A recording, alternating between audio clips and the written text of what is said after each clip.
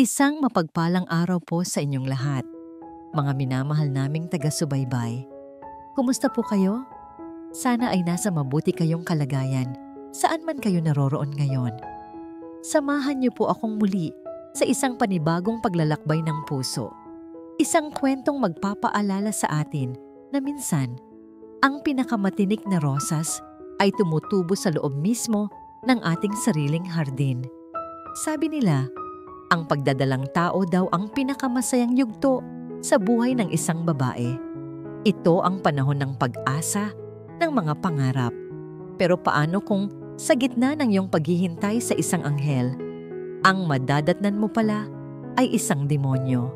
Paano kung ang kamay na nangakong aalalay sa'yo ay siya ring kamay na magtutulak sa'yo sa bangin?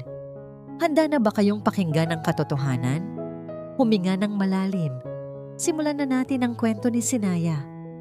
Malamig ang simoy ng hangin sa loob ng ospital ng Bagong Sibol. Amoy alkohol at gamot. Pero para kay Sinaya, ito ang amoy ng pag-asa. Haplos-haplos niya ang kanyang malaking tiyan habang nakaupo sa waiting area ng OBGYN clinic. 8 buwan. 1 buwan na lang at masisilayan na niya si Baby Hiraya. Napangiti si Sinaya. Sa wakas, mabubuo na ang pamilyang matagal na niyang ipinagdarasal. Kaunting tiis na lang, anak. Bulong niya, halos hindi marinig ng mga katabing pasyente. Makikita mo na si Daddy Kidlat. Napabuntong hininga siya nang maalala ang asawa. Si Kidlat Villacorta, ang lalaking tinitingala ng lahat. Gwapo, matalino, at tagapagmana ng isa sa pinakamayamang pamilya sa bansa. Nitong mga nakaraang buwan, laging abala si Kidlat. Madalas itong umuwi ng hating gabi, amoy alak at pabango ng ibang tao na pilit nitong ikinukubli sa amoy ng mamahaling sigarilyo. Sabi ni Kidlat, para raw iyon sa kinabukasan nila ni Hiraya. At dahil mahal ni Sinaya ang asawa, pinili niyang maniwala.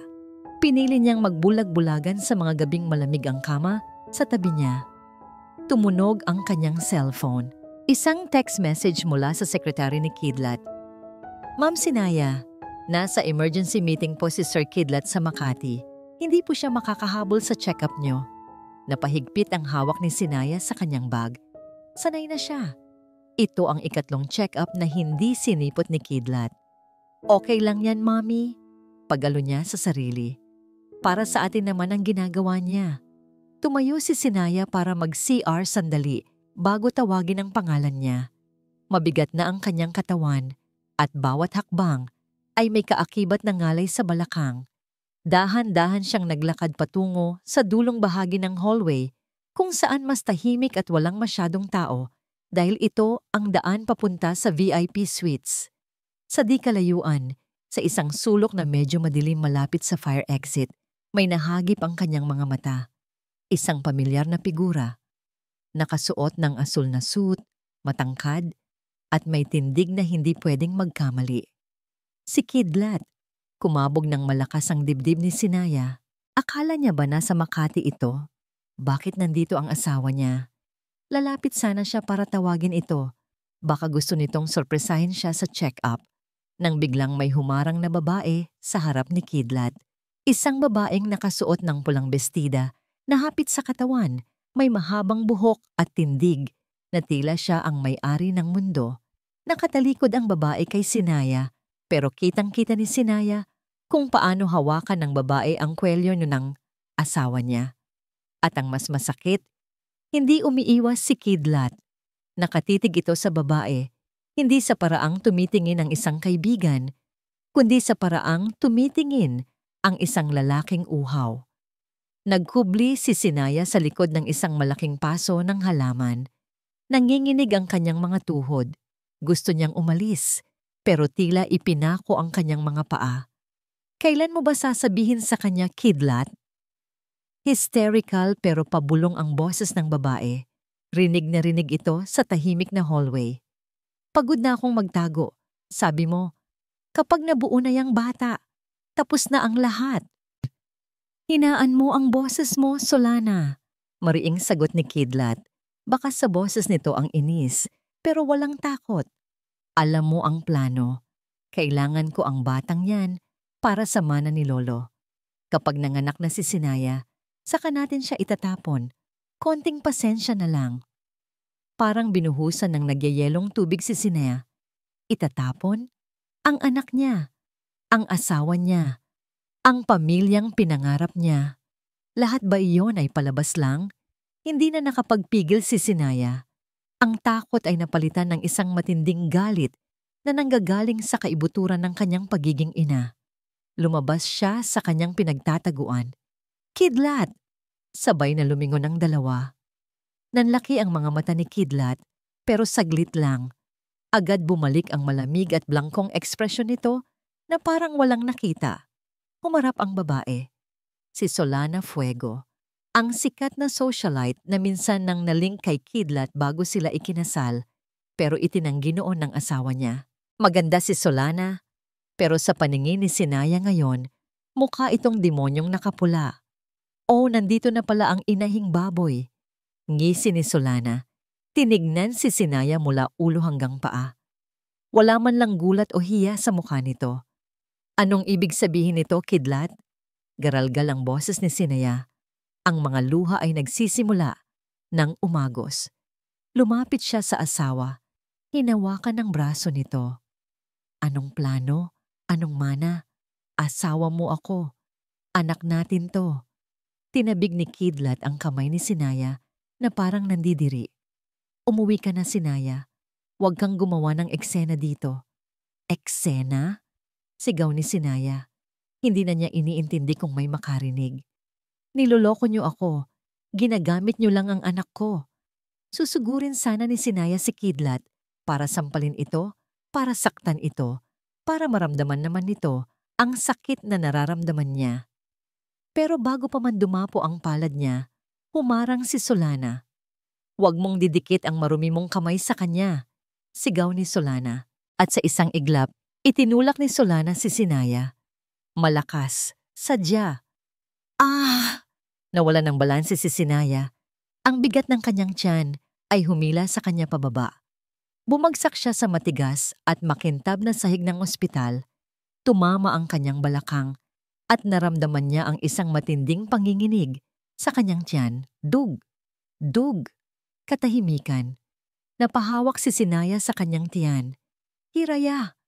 Anak ko! Isang matinding kirot ang gumuhit sa kanyang puson. Parang may pinupunit sa loob niya. Nang tignan niya ang kanyang mga binti, nakita niya ang dahan-dahang pagdaloy ng dugo sa kanyang puting maternity dress. Pula.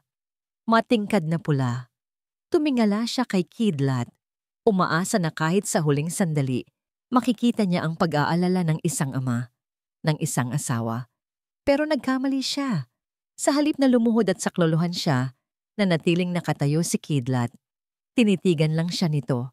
Malamig, blanco, tila ba isang basag na florera lang si Sinaya na nakakalat sa daanan. Walang bahid ng pagmamahal, wala kahit katiting na awa. Nakita ni Sinaya ang paggalaw ng mga mata ni Kidlat, hindi sa kanya at hindi rin sa dugo ang sahig. Nakatingin si Kidlat sa CCTV camera na nakatutok sa kabilang dulo ng hallway. Pagkatapos, tumingin ito sa paligid para siguraduhing walang ibang saksi. Kidlat! Paos na tawag ni Sinaya. Iniabot niya ang kanyang nanginginig na kamay, puno ng dugo. Tulong! Ang bata. Si Hiraya. Sa gilid ng kanyang paningin, nakita niyang napaatras si Solana. Takot ang rumihistro sa mukha ng babae, pero hindi takot para sa buhay ni Sinaya, kundi takot para sa sarili niya. Diyos ko, Kidlat!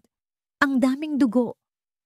Hysterical na bulong ni Solana habang pinapagpag ang sariling damit na para bang nandidiri siya sa hangin. Kasalanan niya to. Bigla-bigla na lang siyang sumusulpot. Hindi ko sinasadya. Paano kung makulong ako? Kidlat, gumawa ka ng paraan. Hindi pinansin ni Kidlat ang reklamo ni Solana. Dahan-dahan itong lumapit kay Sinaya. Nabuhayan ng kaunting pag-asa ang puso ni Sinaya. Lalapit siya. Tutulungan niya ako. Mahal niya pa rin kami. Lumuhod si Kidlat sa tabi niya. Naamoy ni Sinaya ang pamilyar na pabango nito. Ang pabangong dati ay nagbibigay sa kanya ng seguridad, pero ngayon ay amoy na ng kamatayan. Inilapit ni Kidlat ang mukha sa kanya. Bakit ba kasi ang tigas ng ulo mo, Sinaya? Bulong ni Kidlat. Ang boses nito ay kalmado, nakakapanindig balahibo sa sobrang hinahon. Dapat nasa bahay ka lang, dapat nagbubulag-bulagan ka na lang. Eh di sana, hindi nangyari to. Gusto sumigaw ni Sinaya. Gusto niyang isumbat lahat ng kasinungalingan ng asawa. Pero unti-unti nang nauubos ang lakas niya. Ang sakit sa kanyang puson ay parang apoy na kumakain sa kanyang ulirat. Nanlalabo na ang kanyang paningin. Ang puting ilaw ng ospital ay nagiging malabo at madilim. Ang anak natin. Huling pagmamakaawa ni Sinaya. Tumayo si Kidlat at humarap kay Solana. Inayos nito ang kanyang gusot na coat. Umalis ka na dito, Solana. Dumaan ka sa fire exit. Utos ni Kidlat. Boses ng isang taong sanay magmanipula ng sitwasyon. Ako na ang bahala dito. Tandaan mo, wala kang kinalaman dito. Nadulas siya. Yan ang sasabihin mo. Tumango si Solana. Nanginginig pa rin. Bago kumaripas ng takbo palayo, iniiwan si Sinaya na nag-aaga-obo, buhay sa malamig na sahig. Naramdaman ni Sinaya ang tuluyang pagbigat ng kanyang talukap. Ang ingay sa paligid ay nagiging tila ugong na lang. Sa ilalim ng tubig, may narinig siyang mga yabag, mga nurse, mga doktor na tumatakbo papalapit. Emergency! Tulong! May pasyenteng duguan dito.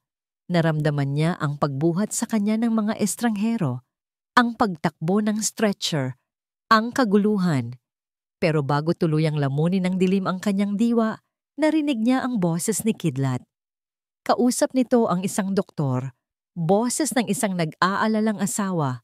Pero ang mga salitang binitiwan nito ay tumatak sa puso ni Sinaya na parang mainit na bakal. Dok, gawin niyo ang lahat, sabi ni Kidlat. Pero hindi para sa kanya.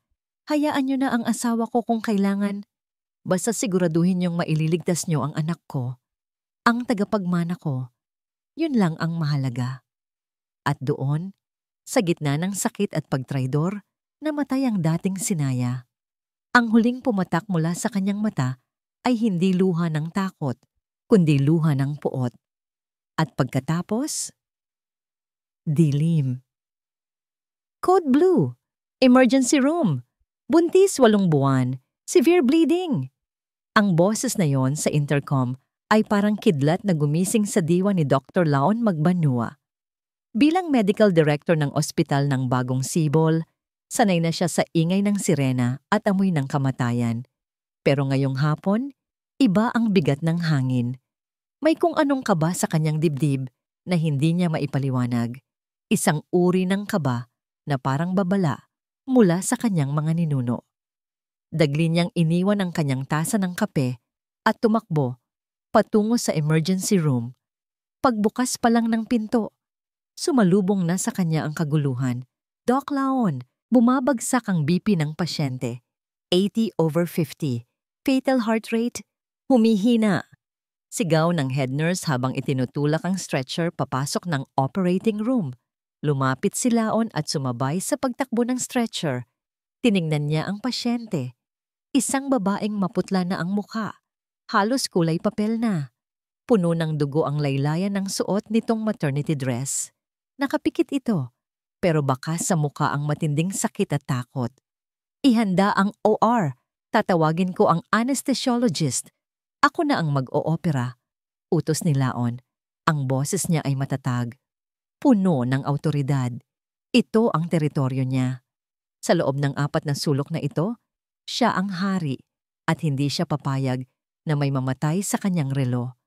Habang sinisimula ng disinfection at paghahanda sa pasyente, napansin ni Laon ang isang bagay habang ginugupit ng nurse ang damit ng babae para palitan ng surgical gown. Isang kwintas, isang lumang locket na pilak na may ukit ng isang bangka at araw. Napahinto si Laon. Ang kamay niyang may suot na surgical gloves ay nanginginig na napahawak sa kwintas. Pamilyar na pamilyar ito sa kanya. Ito ang agimat ng dagat, ang kwintas na ibinigay ng kanilang lola sa kanyang nakababatang kapatid na babae, si Marikit. Bago ito lumayas ng bahay at itakwil ng pamilya, magbanu at 30 taon na ang nakararaan. Binaliktad ni Laon ang locket. May nakaukit na maliliit na letras sa likod, M&S. Marikit at Sinaya. Diyos ko, bulong ni Laon. Parang tumigil ang pag-ikot ng mundo sa loob ng operating room. Agad niyang hinawi ng bahagya ang surgical gown sa may balikat ng pasyente. At doon, nakita niya ang huling kumpirmasyon. Isang birthmark na hugis, maliit na alon sa kaliwang balikat. Ang marka ng mga magbanwa. Ang marka na taglay din niya at ng kanyang yumaong ama. Ang babaeng ito, ang babaeng agaw buhay sa harapan niya, ay ang pamangkin na ilang dekada na niyang hinahanap. Si Sinaya, ang anak ni Marikit. Doc Laon, 70/40, nawawala na siya. Sigaw ng anesthesiologist na bumasag sa pagkatulala ni Laon. Bumalik ang ulirat ni Laon sa kasalukuyan. Napalitan ang gulat ng isang matinding determinasyon. Hindi siya pumayag na mawala ang kapatid niya noon at hindi siya papayag na mawala ang pamangkin niya ngayon sa sarili niyang ospital. Scalpel! Sigaw ni Laon. Ang boses ay puno ng diin at galit. Walang mamamatay sa gabing ito. Hindi ang batang ito. At lalong hindi ang nanay niya. Naiintindihan niyo? Naging mabilis ang bawat galaw. Hiwa, higop ng dugo. Ingat sa paghila. Bawat segundo ay mahalaga. Rinig na rinig ni Laon ang mabilis na pintig ng monitor. Tila nakikipagkarera kay kamatayan. Incision complete. Ilalabas ko na ang bata. Sa isang maingat na maniobra, inangat ni Laon ang sanggol mula sa sinapupunan ni Sinaya. Isang batang babae. Maliit, maputla, at tahimik. Katahimikan sa buong kwarto. Walang umiiyak. Suction! Irab ang likod! Utos ni Laon habang inaasikaso ang pagdurugo ni Sinaya. Ilang sandali pa nang nakabibinging katahimikan. At saka umalingaw-ngaw ang isang matinis na iyak. Uha! Uha! Napapikit si Laon. Buhay! Buhay ang bata. Baby girl! Anunsyo ng nurse. Pero hindi pa tapos ang laban. Doc, hemorrhage! Hindi tumitigil ang dugo ng ina. Tinitigan ni Laon ang mukha ni Sinaya na natatakpan ng oxygen mask. Kumapit ka, Sinaya. Bulong niya sa isip habang ang mga kamay ay mabilis na nagtatrabaho para isara ang mga sugat at pigilan ang pagragasa ng dugo. Nandito na si Tito. Hindi kita pababayaan. Huwag kang bibitaw. Makalipas ang 2 oras na tila habang buhay, naging stable ang heartbeat monitor. Beep, beep, beep. Napabuga ng hangin si Laon. Tagaktak ang pawis sa kanyang noo. Buhay si Sinaya. Mahina. Pero buhay. Tinanggal ni Laon ang kanyang mask at gloves. Dalhin siya sa ICU. Bantayan niyo siya bawat minuto. Walang pwedeng pumasok na kahit sino maliban sa staff ko. Malinaw? Tumango ang lahat ng nasa kwarto. Bakas ang paghanga at takot sa utos ng medical director. Lumabas si Laon ng operating room. Mabibigat ang kanyang mga hakbang, pero hindi dahil sa pagod. Mabigat ang mga ito dahil sa galit na kumukulo sa kanyang dibdib. Sa hallway, nakita niya agad ito. Si Kidlat Villacorta. Nakaupo ito sa bench. Nakayuko. Kunwaring nagdadasal. Nang marinig ang pagbukas ng pinto, agad itong tumayo at lumapit. Umakto itong nag-aalala. Pero bilang isang doktor, sanay si Laon bumasa ng micro-expressions. Nakita niya ang pagkislap ng irita sa mata ni Kidlat bago ito napalitan ng pekeng pangamba. Doc! Salubong ni Kidlat. Kumusta? Ligtas ba? Buhay ba ang tagapagmana ko? Natigilan si Laon. Tagapagmana. Hindi asawa ko, hindi mag-ina ko, kundi tagapagmana ko. Lalong nag-init ang dugo ni Laon. Naalala niya ang sinabi ng nurse na nagdala kay Sinaya kanina na natagpuan daw ito sa isang liblib na hallway, duguan, habang ang asawa ay wala man lang bahid ng dugo sa damit. Buhay ang bata, malamig na sagot ni Laon. Napangiti ng malaki si Kidlat, isang ngiting tagumpay. Salamat sa Diyos. Lalaki ba? Babae? At buhay ang asawa mo. Dugtong ni Laon, matalimang tingin kay Kidlat. Saglit na nawala ang nangiti sa labi ni Kidlat. Parang nadismaya pa ito ng kaunti. Mabuti. Mabuti naman kung ganoon. Siyempre mahalaga rin si Sinaya. Lumapit si Kidlat para tapikin sana ang balikat ni Laon. You did a great job, Doc. Huwag kang mag-alala.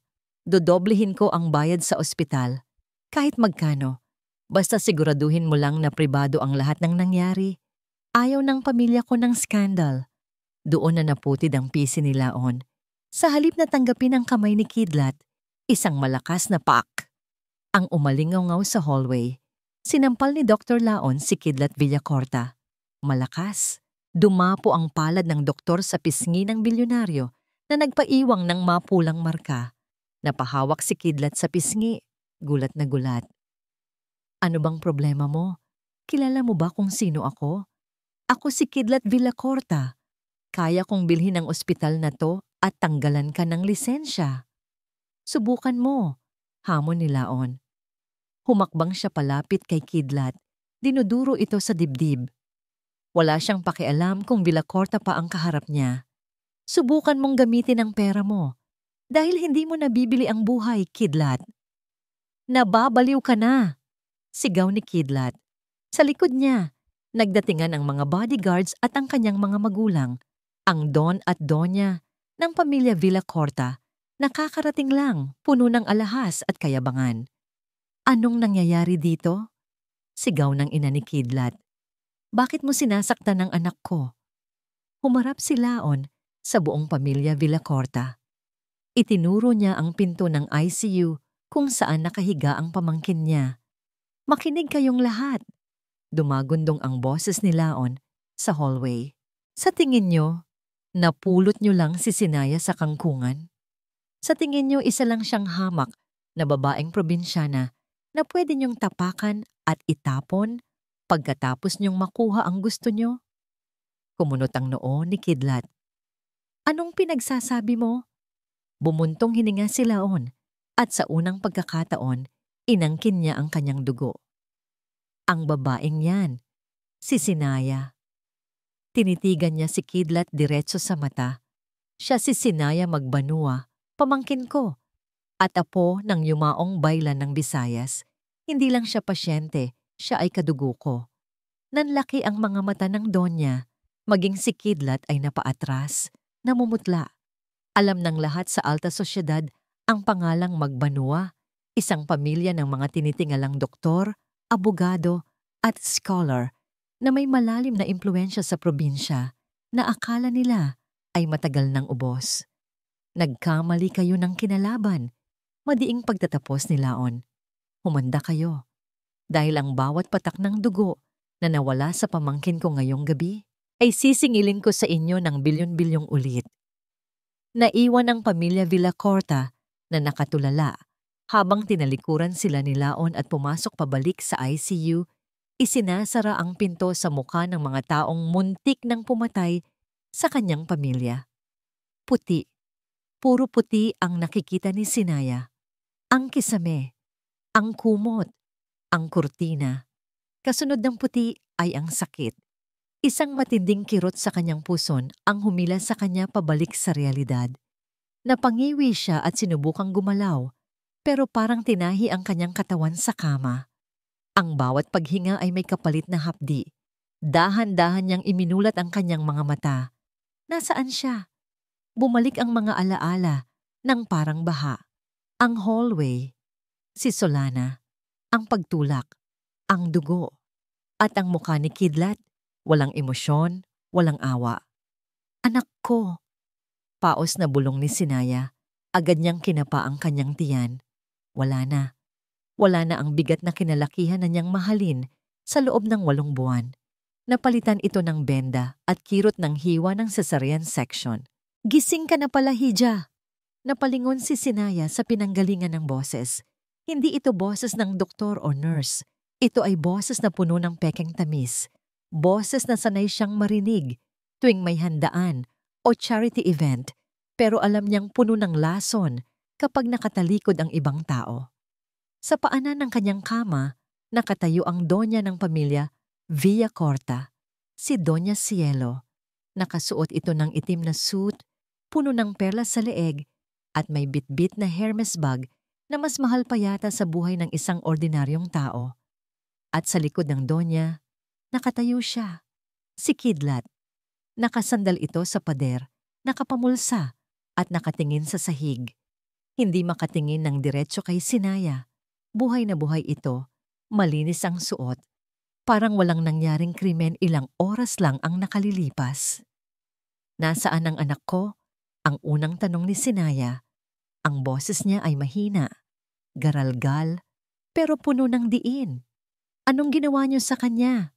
Lumapit si Doña Cielo. Hinawakan nito ang kamay ni Sinaya na may nakakabit na IV drip. Nandidiriman. Pilit na ngumiti ang matanda. Nasa NICU ang bata. She's fighting for her life. Maliit siya, Sinaya. Masyadong maliit dahil, alam mo na, premature. Sabi ng Donya, na parang kasalanan pa ni Sinaya kung bakit maagang lumabas ang bata. Pero huwag kang mag-alala. Sagot namin ang lahat. Ang pinakamagagaling na doktor, ang pinakamamahaling gamit. Binawi ni Sinaya ang kanyang kamay. Hindi siya magiging premature kung hindi ako itinulak ng babae ng anak mo. Tumahimik ang kwarto. Tumingin si Doña Cielo kay Kidlat, tapos ay bumalik ang tingin kay Sinaya. Nawala ang peking ngiti. Napalitan ito ng seryoso at negosyanteng mukha. Sinaya, Hija, panimula ng Donya habang may kinukuha sa loob ng bag. Pag-usapan natin to ng maayos. Alam nating lahat na aksidente ang nangyari. Mataas ang heels mo, madulas ang sahig, nadulas ka. Nadulas? Natawa si Sinaya ng mapakla, kahit masakit sa tahi. Tumingin siya kay Kidlat. Kidlat, yan ba ang sinabi mo sa nanay mo? Na nadulas ako? Nakita mo ang lahat. Nakita mo kung paano ako tinulak ni Solana. Hindi pa rin umiimik si Kidlat. Parang pipi. Kidlat! Sigaw ni Sinaya. Tumutulo na ang luha sa galit. Magsalita ka. Asawa mo ako. Muntik nang mamatay ang anak mo. Bumuntong hininga si Kidlat. Sa wakas, tumingin ito sa kanya. Pero wala doon ang pagsisisi. Ang nandoon lang ay pagod. Sinaya, tama na. Mahinahong sabi ni Kidlat. Stressed ka lang. May postpartum depression ka. Hindi mo alam ang sinasabi mo. Walang nambugbog sa'yo. Walang tumulak sa'yo. Parang sinaksak ng paulit-ulit ang puso ni Sinaya. Ito ang lalaking pinakasalan niya. Ito ang lalaking nangako sa altar na magiging sandalan niya. Ngayon, sa harap niya, binabago nito ang katotohanan para protektahan ang kabit niya. Naglapag si Doña Cielo ng isang folder sa mesa sa tabi ng kama ni Sinaya. Sa ibabaw nito, isang tseke. 50 million, sabi ng Donya. Sapat na yan para makapagsimula ka ng bagong buhay sa Malao. Pagkatapos mong gumaling, pipirmahan mo ang annulment papers. Iiwan mo ang bata sa amin dahil kami ang may kakayahang bumuhay sa kanya. At pipirma ka sa kasulatan na walang nangyaring krimen. Nadulas ka lang. Tinignan ni Sinaya ang tseke. 50 milyon. Napakaraming zero. Kayang bilhin nito ang kahit anong luho. Binabayaran niyo ang katahimikan ko? Tanong ni Sinaya. Binabayaran niyo ang buhay ng anak ko? Binabayaran namin ang kinabukasan niyo. Pagtatama ni Doña Cielo. Isipin mo, Sinaya, ano ang laban mo? Ikaw? Isang hamak na housewife laban sa pamilya Villacorta. Sino ang paniniwalaan ng korte? Kami na nagpapakain sa maraming politiko at piskal. O ikaw na? Well, ikaw. Lumapit si Kidlat sa kama. Tanggapin mo na, Sinaya. Para to kay Hiraya. Ayaw mong lumaki siya na nakakulong ang tatay niya, di ba? Kung mahal mo talaga ang anak natin, gagawin mo ang makakabuti sa kanya. Ang kapal ng mukha. Ginamit pa nito ang pangalan ng anak nila. Naramdaman ni Sinaya ang pag-init ng kanyang mukha. Ang sakit ng kanyang tahi ay nawala. Napalitan ng isang nag-aalab na puot. Dahan-dahan niyang inabot ang folder. Ang kamay niya ay nanginginig, puno ng pasa at tusok ng karayom. Napangiti si Doña Cielo. Mabuti naman at nagkakaintindihan tayo. Matalino ka talaga, Sinea. Akala nila, panalo na sila. Akala nila, dahil mahina ang katawan ni Sinaya, mahina na rin ang kaluluwa nito. Hinawakan ni Sinaya ang tseke, tinitigan niya ito, ang halagang kapalit ng kanyang dignidad, ang halagang kapalit ng hustisya. At sa isang iglap, krrk! Pinunit ni Sinaya ang tseke sa gitna. Nanlaki ang mga mata ni Doña Cielo. Napatayo ng tuwid si Kidlat. Hindi pa nakontento si Sinaya. Pinunit niya ito ulit at ulit. Hanggang sa maging pira-piraso na lang ng papel na nahuhulog sa kanyang dugoang kumot. Baliw ka na ba? Tili ni Doña Cielo. 50 milyon yon. Buong lakas na tumingin si Sinaya sa mga mata ng Donya at pagkatapos ay sa mga mata ng kanyang asawa. Ang boses niya, bagamat mahina dahil sa pagod, ay matalim na parang bagong hasang itak. Akala niyo ba nabibili ng pera niyo ang lahat? Sabi ni Sinaya. Tumulo ang luha sa kanyang pisngi, pero hindi siya nagpapigil. Maaaring mahirap lang ako. Maaaring wala akong koneksyon sa mga politiko. Pero ako ang ina ng batang nasa NICU at hindi ko ipapakain sa anak ko ang perang galing sa demonyo. Dinuro niya si Kidlat. Tandaan mo ang araw na to, Kidlat, dahil ito ang huling araw na iiyakan kita. Mula ngayon, hindi na ako ang asawa mong sunod-sunuran. Ako na ang bangungot na hindi mo matatakasan. Hinablot ni Sinaya ang baso ng tubig sa mesa at ibinato ito sa paanan ni Kidlat. Crash! Basag! Kalat ang tubig at bubog sa sahig. Lumayas kayo! Sigaw ni Sinaya, humuhugot ng lakas mula sa kanyang galit. Lumayas kayo bago ko ipatawag ang mga pulis at ikwento ko sa kanila kung paano pinagtangka ang patayin ng pamilya Villacorta ang sarili nilang kadugo. Namula sa galit si Doña Cielo. Magbabayad ka sa kahibangan mong ito. Sinaya, sisiguraduhin kong hindi mo na mahahawakan ang bata. Hinila ng Donya si Kidlat palabas. Bago tuluyang lumabas ng pinto, lumingon si Kidlat. May takot na sa mga mata nito ngayon. Takot sa babaeng akala niya ay kilala niya. Pero ngayon ay nagbago na. Nang sumara ang pinto, naiwan si Sinaya sa katahimikan.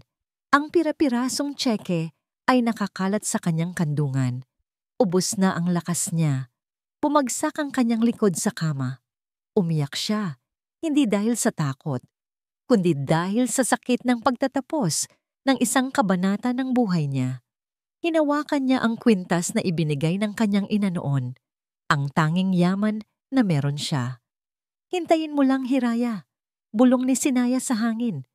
Ang kanyang mga mata ay tuyo na at ang tingin ay nakatuon sa malayo. Hindi ko ibebenta ang sakit na to. Ibebenta ko ang katotohanan sa buong mundo. At sisiguraduhin kong ang bawat sentimo na ibabayad nila ay galing sa pagbagsak ng imperyo nila. Sa labas ng bintana, nagsisimula ng bumuhos ang malakas na ulan, kasabay ng pagbangon ng isang bagong Sinaya. 5 minutes to air. Ang sigaw ng floor director ay umaling-aungaw sa dressing room, pero hindi natinag si Solana Fuego. Nakaupo siya sa harap ng malaking salamin na pinalilibutan ng maliwanag na ilaw. Tinitigan niya ang kanyang refleksyon, masyadong makinis, masyadong maganda. Hindi ito kapani-paniwala. Kumuha siya ng tissue at marahas na pinunasan ang kanyang lipstick. Masyadong mapula, dapat maputla, dapat mukhang puyat, dapat mukhang biktima. Pagkatapos, kinurot niya ng mariin ang kanyang sariling hita sa ilalim ng mesa. Masakit, sobrang sakit, Naramdaman niya ang pag-init ng sulok ng kanyang mga mata. Isang patak ng luha. Perpekto. Ayan, bulong ni Solana sa sarili, habang sumisilay ang isang nangiti sa salamin. Isang ngiti na hindi umaabot sa kanyang mga mata. Showtime. Bumukas ang pinto at pumasok ang kanyang personal assistant. Bit-bit ang isang baso ng tubig. Ma'am Sol, ready na po si Tito Boyet sa set. Ang dami pong nag-aabang sa livestream. Trending na po ang hashtag na Justice for Kidlat. Tumango si Solana at tumayo. Suot niya ang isang simpleng puting blusa na medyo maluwag. Walang cleavage, walang alahas. Ibang-iba sa Solana na laging agaw eksena sa mga party. Ngayon, siya ang imahe ng isang inosenteng babae na naipit sa gulo. Naglakad siya patungo sa studio. Ang bawat hakbang ay kalkulado. Kailangan niyang manalo sa gabing ito. Alam niyang hindi tumatalab ang pera kay Sinaya. Nakita niya kung paano nito pinunit ang tseke ni Doña Cielo.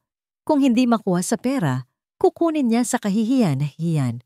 Dudurugin niya si Sinaya sa harap ng buong Pilipinas hanggang sa wala na itong mukhang maiharap kahit kanino. And we are live in 3, 2. Umilaw ang pulang sign sa camera. Ang sikat na TV host na si Tito Boyet ay seryosong nakatingin sa lente bago bumaling kay Solana. Magandang gabi bayan. Kasama natin ngayon ang babaeng nasa gitna ng kontrobersya, ang socialite at negosyanteng si Solana Fuego. Solana, salamat sa pagpapaunlak. Huminga ng malalim si Solana. Kunwari ay nanginginig ang boses. Salamat din po, Tito Boyet. Alam kong maraming galit sa akin ngayon. Pero nandito ako para linisin ang pangalan ko at para protektahan ang totoong biktima. Ang tinutukoy mo ba ay ang asawa ni Mrs. Sinaya na si Kilat Villacorta? Tanong ng host. Tumango si Solana at dahan-dahang pinunasan ng luhang kanina pa niya inihanda. Opo, matagal na kaming magkaibigan ni Kidlat. Ilang buwan na siyang nagdurusa. Hindi ko lang masabi noon dahil ayaw niyang masira ang pamilya niya. Pero huminto siya para humikbi. Hindi ko na kayang manahimik matapos ang nangyari sa ospital. Anong ibig mong sabihin, Solana? Sabi sa report, tinulak mo daw si Mrs. Sinaya kaya siya nanganak ng maaga. Tumingin si Solana ng diretso sa kamera. Ang kanyang mga mata ay puno ng sakit at takot. Hindi totoo yan. Sigaw niya na parang nauubusan na ng pasensya sa panghuhusga ng mundo. Bakit ko gagawin yon? Ang totoo, si Sinaya ang nanakit sa sarili niya. Katahimikan sa studio. Maging ang mga cameraman ay napatigil. May problema si Sinaya sa pag-iisip. Pagpapatuloy ni Solana, mas bumababa ang boses para magmukhang confidential. Dahil sa hormones, sa selos. Naging paranoid siya. Inakusahan niya kami ni Kidlat na may relasyon kahit nag-uusap lang kami tungkol sa business. Nang sabihin ni Kidlat na gusto na niyang makipaghiwalay dahil sa sobrang selos ni Sinaya, nagwala siya. Siya ang tumalon, Tito Boyet. Siya ang nagpatihulog para konsensyahin ang asawa niya. Isang gasp ang narinig mula sa live audience. Mabigat na paratang yan, Solana. Sabi ng host, may ebidensya ka ba? Meron po. Inilabas ni Solana ang kanyang cellphone. Ito ang mga text messages ni Sinaya kay Kidlat bago ang insidente. Sa malaking LED screen sa likod nila, lumabas ang mga screenshots, mga peking conversation na ginawa ng IT team ng mga Villacorta, ilang oras lang ang nakalipas. Screen. Sinaya. Kapag iniwan mo ako, papatayin ko ang sarili ko. Sinaya. Isasama ko ang bata sa hukay para hindi ka maging masaya. Kidlat. Sinaya, please, mag-usap tayo. Isipin mo ang anak natin. Puro kasinungalingan. Pero sa mata ng publiko na uhaw sa drama, ito ang katotohanan. Diyos ko, bulong ng host. Kung totoo ito, napakadelikado pala ng lagay ni Mr. Villacorta. Kaya nga po nandito ako. Humagulgol na si Solana. Todo na ang acting. Natatakot kami para sa bata. Hindi pwedeng lumaki ang baby sa isang nanay na kayang saktan ng sarili niyang dugo para lang magmanipula ng tao. Tulungan niyo po kami. Iligtas niyo si Kidlat at ang baby. Cut and we're clear. Pagkamatay ng ilaw ng kamera, agad na tumigil sa pag-iyak si Solana. Inabot niya ang tissue na inoffer ng PA at marahas na pinunasan ng ilong. How was it? Tanong niya sa producer habang naglalakad pabalik ng dressing room. Brilliant, Miss Solana. Sagot ng producer na mukhang bilib na bilib. Sabog ang ratings. Ang daming galit na galit ngayon kay Mrs. Sinaya sa social media. Tawag sa kanya ngayon, Monster Mom. Napangisi si Solana. Monster Mom, bagay. Pagpasok niya sa dressing room, nandoon si Doña Cielo, nakaupo sa sofa at nanonood sa monitor. Pumalakpak ang matanda. Bravo, Hiya, bati ng Donya. Kung hindi lang kita kilala, iisipin kong ikaw talaga ang api. Sulit ang binayad namin sa TV station para sa airtime na to. Umupo si Solana at tumingin ulit sa salamin. Ang biktima sa refleksyon ay unti-unting nagiging kontrabida ulit. Sinabi ko naman sa inyo, tita, sabi ni Solana habang tinatanggal ang kanyang makeup. Ang opinyon ng tao ay parang putik. Madaling hulmahin kung alam mo kung paano hawakan. Ngayon, kahit anong sabihin ni Sinaya, wala nang maniniwala sa kanya. Siya na ang baliw.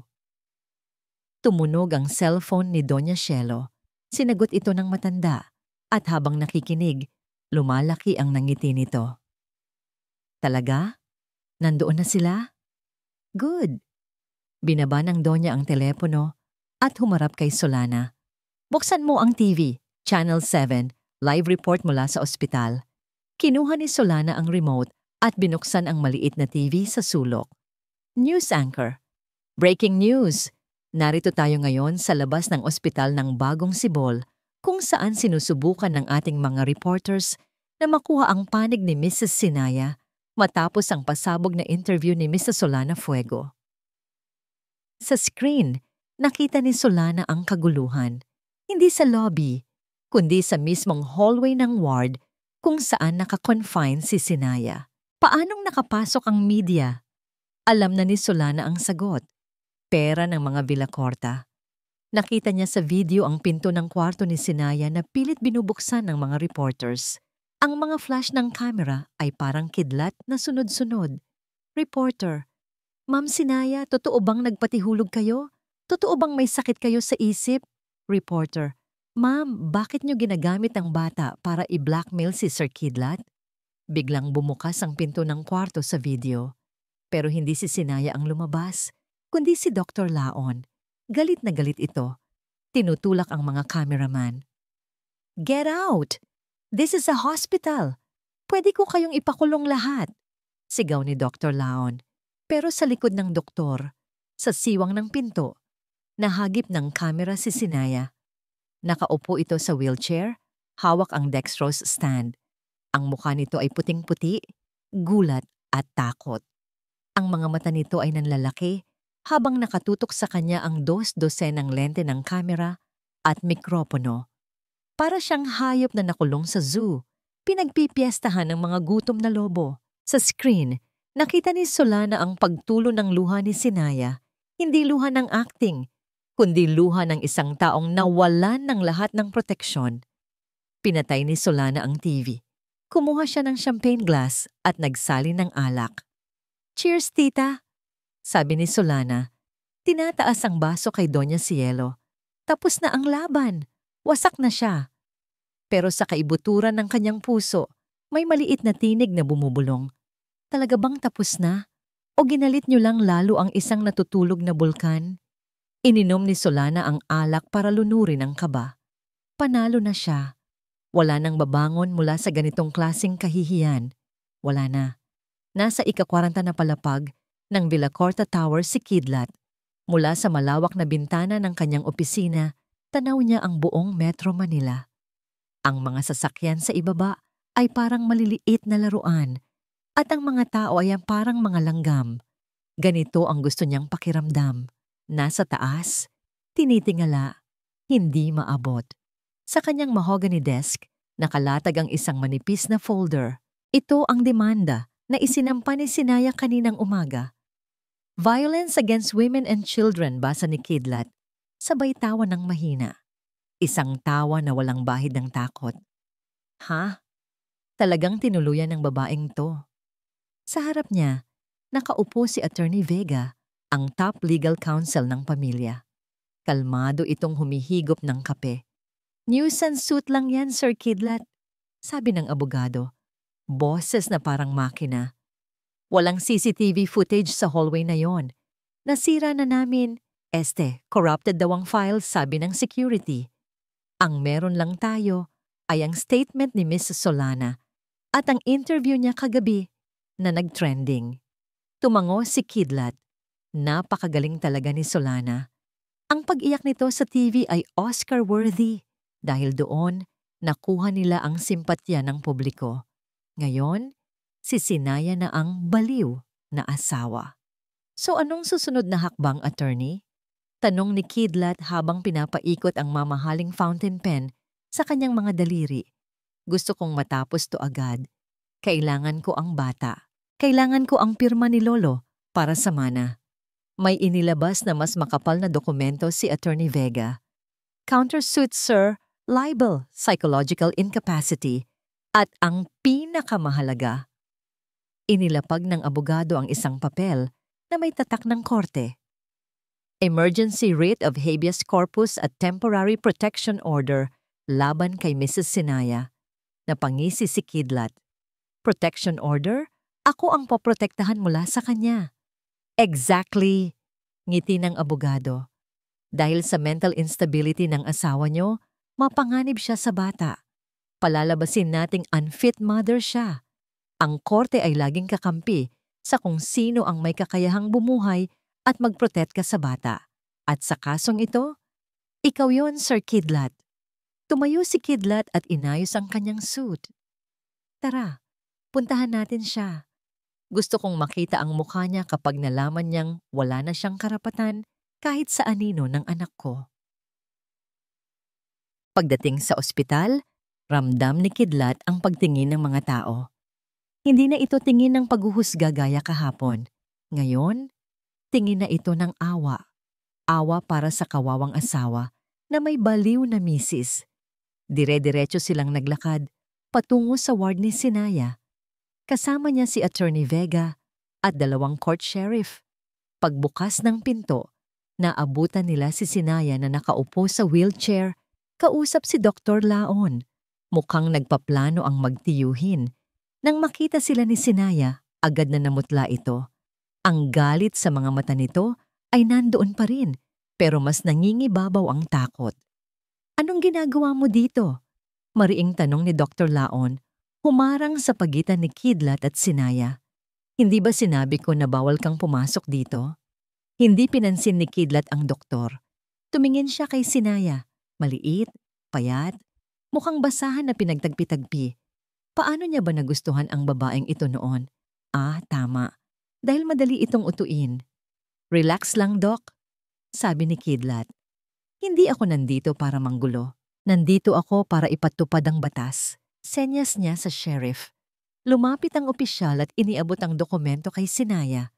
Mrs. Sinaya Villacorta, formal na sabi ng sheriff. Ito po ay temporary protection order at court order na nagbibigay ng sole custody ng batang si Hiraya Villacorta sa ama, si Mr. Kidlat Villacorta. Natigilan si Sinaya. Nanginginig ang kamay na kinuha ang papel.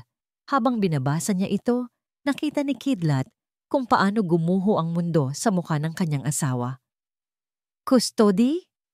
Bulong ni Sinaya. Ang boses ay basag. Pero, ako ang nanay. Kakapanganak ko lang. Nasa NICU pa siya. At doon siya mananatili. Malayo sa'yo. Singit ni Attorney Vega. Ayon sa korte, dahil sa iyong suicidal tendencies at violent behavior na inamin mo sa mga text messages, hindi ka pwedeng lumapit sa bata. Baka saktan mo siya.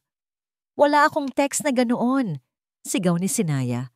Pilit siyang tumayo mula sa wheelchair kahit hirap na hirap. Peke yon. Gawa-gawa niyo lang yon. Akmang susugurin ni Sinaya si Kidlat, pero napaupo ulit ito dahil sa sakit ng tahi. Sinalo siya ni Dr. Laon. Kidlat, alam mong kasinungalingan ang lahat ng to. Sigaw ni Dr. Laon. Papatulan mo pati ang sarili mong asawa? Kukunin mo ang bata sa ina habang nagpapagaling siya? Lumapit si Kidlat. Yumuko siya para magpantay ang mukha nila ni Sinaya. Inilabas niya ang kanyang concerned husband voice, pero ang mga mata niya ay nanlilisik. Sinaya, Sinaya! Iling ni Kidlat. Sinabi ko naman sa'yo, di ba? Huwag kang matigas ang ulo. Tingnan mo ang nangyari. Kung tinanggap mo lang sana ang pera, edi sana may karapatan ka pang bumisita. Pero ngayon, tinuro ni Kidlat ang papel.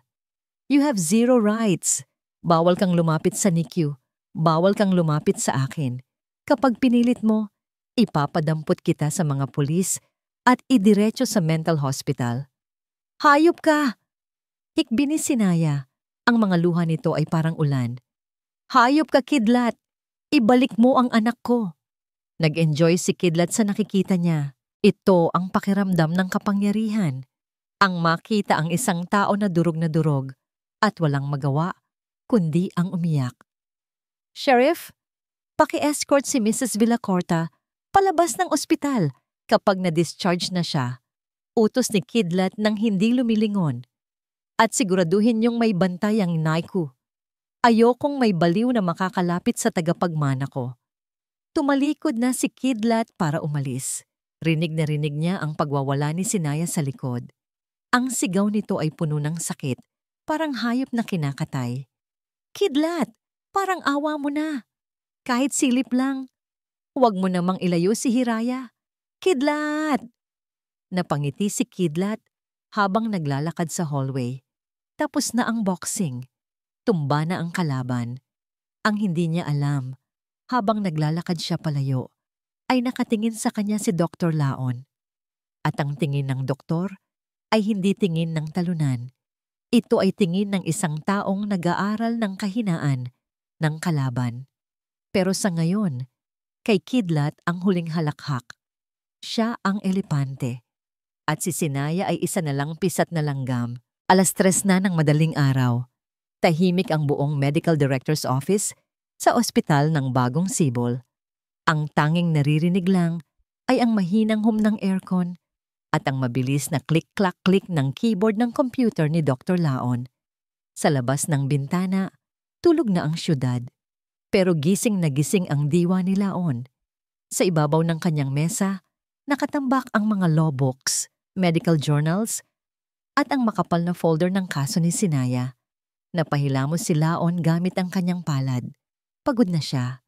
Ilang araw na siyang walang maayos na tulog mula nang mangyari ang insidente. Ang imahe ni Sinaya na umiiyak habang kinakaladkad palabas ng mga sheriff kahapon ay paulit-ulit na nagpe-play sa utak niya. Legal battle! Bulong ni Laon sa sarili, puno ng pait. Sa korte, panalo ang may pera. Pero sa medisina, walang boss kundi ang katotohanan. Tumayo siya at naglakad papunta sa filing cabinet kung saan nakatago ang mga hard copy ng admission records ni Sinaya. Bilang medical director, may access siya sa lahat. Pero may hinahanap siyang specific. Isang detalye na kanina pa bumabagabag sa kanya. Binuksan niya ang folder. Patient name, Sinaya Magbanua Villacorta. Procedure, emergency CS due to abruptio placentae caused by trauma. Pregnancy history, IVF. Napakunot ang noo ni Laon. IVF. Bakit kailangang mag-IVF ng isang bata at malusog na babaeng tulad ni Sinaya? Wala sa medical history ng pamilya Magbanua ang infertility. Sa katunayan, ang lola nila ay nanganak ng 8. Kung hindi si Sinaya ang may problema. Bumalik si Laon sa computer. Binuksan niya ang hospital database system. Ipinasok niya ang kanyang administrator password. Access granted. Nag-type siya sa search bar. Villacorta Kidlat. Lumabas ang ilang records. 1, 23. Executive check-up. 2, 2021. Mild concussion. 3, 2015. Vehicular accident na pahinto ang daliri ni Laon sa item number 3 sa 2010. 10 taon na ang nakakaraan. Dito rin pala sa ospital na ito, dinala si Kidlat noong naaksidente ito sa racing. Noon ay hindi pa si Laon ang direktor, kaya hindi niya ito napansin. Clinic niya ang file. Bumungad sa kanya ang scanned documents ng operasyon. Diagnosis: severe pelvic fracture due to high-impact collision. Surgical notes: repair of ruptured bladder and... Nanlaki ang mga mata ni Laon nang mabasa ang nasa ibaba. Urology report: assessment, bilateral testicular trauma, irreversible damage to the vas deferens. Prognosis: holy shit, napamura si Laon nang wala sa oras. Azoospermia, ibig sabihin, walang sperm cells na pinoproduce si Kidlat. Ibig sabihin, baog siya. Imposible siyang makabuo ng bata sa natural na paraan. Pero nag-IVF sila, di ba? Agad na kinuha ni Laon ang IVF records na galing sa fertility clinic na ipinasok sa file ni Sinaya nung na-admit ito. Tinignan niya ang sperm donor consent form. Sa papel na isinumite sa hospital, nakalagay: sperm source, husband, status, fresh sample. Imposible. Iling ni Laon.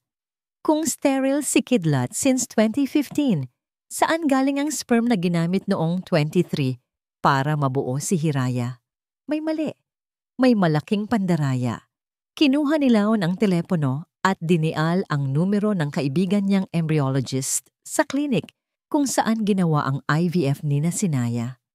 3:00 na, pero bahala na. Emergency ito. Hello? Laon? Sagot ng inaantok na boses sa kabilang linya. Alam mo bang oras na ng gabi? Sorry, Eric, pero kailangan ko ng tulong mo. Buhay at kamatayan to, mabilis na sabi ni Laon. Yung IVF ni Mrs. Villacorta last year, ikaw ang pumirma sa lab report. Tanda mo ba? Villacorta? Yung bilyonaryo? Oo, tanda ko. VIP yun eh. Bakit payat? Sino ang donor? Diretsahang tanong ni Laon. Katahimikan sa kabilang linya. Laon, alam mong confidential yan. Doctor-patient privilege. Eric, makinig ka. Boses ni Laon ay naging matigas. Ang pasyenteng yon ay pamangkin ko. Muntik na siyang patayin ng asawa niya. At ngayon, ninakaw ng asawa niya ang bata. Hawak ko ang medical record ni Kidlat Villacorta from 2015. Baog siya, Eric. Baog siya. Kaya sabihin mo sa akin, kaninong similya ang itinurok niyo sa pamangkin ko? Bumuntong hininga ng malalim si Eric sa kabilang linya.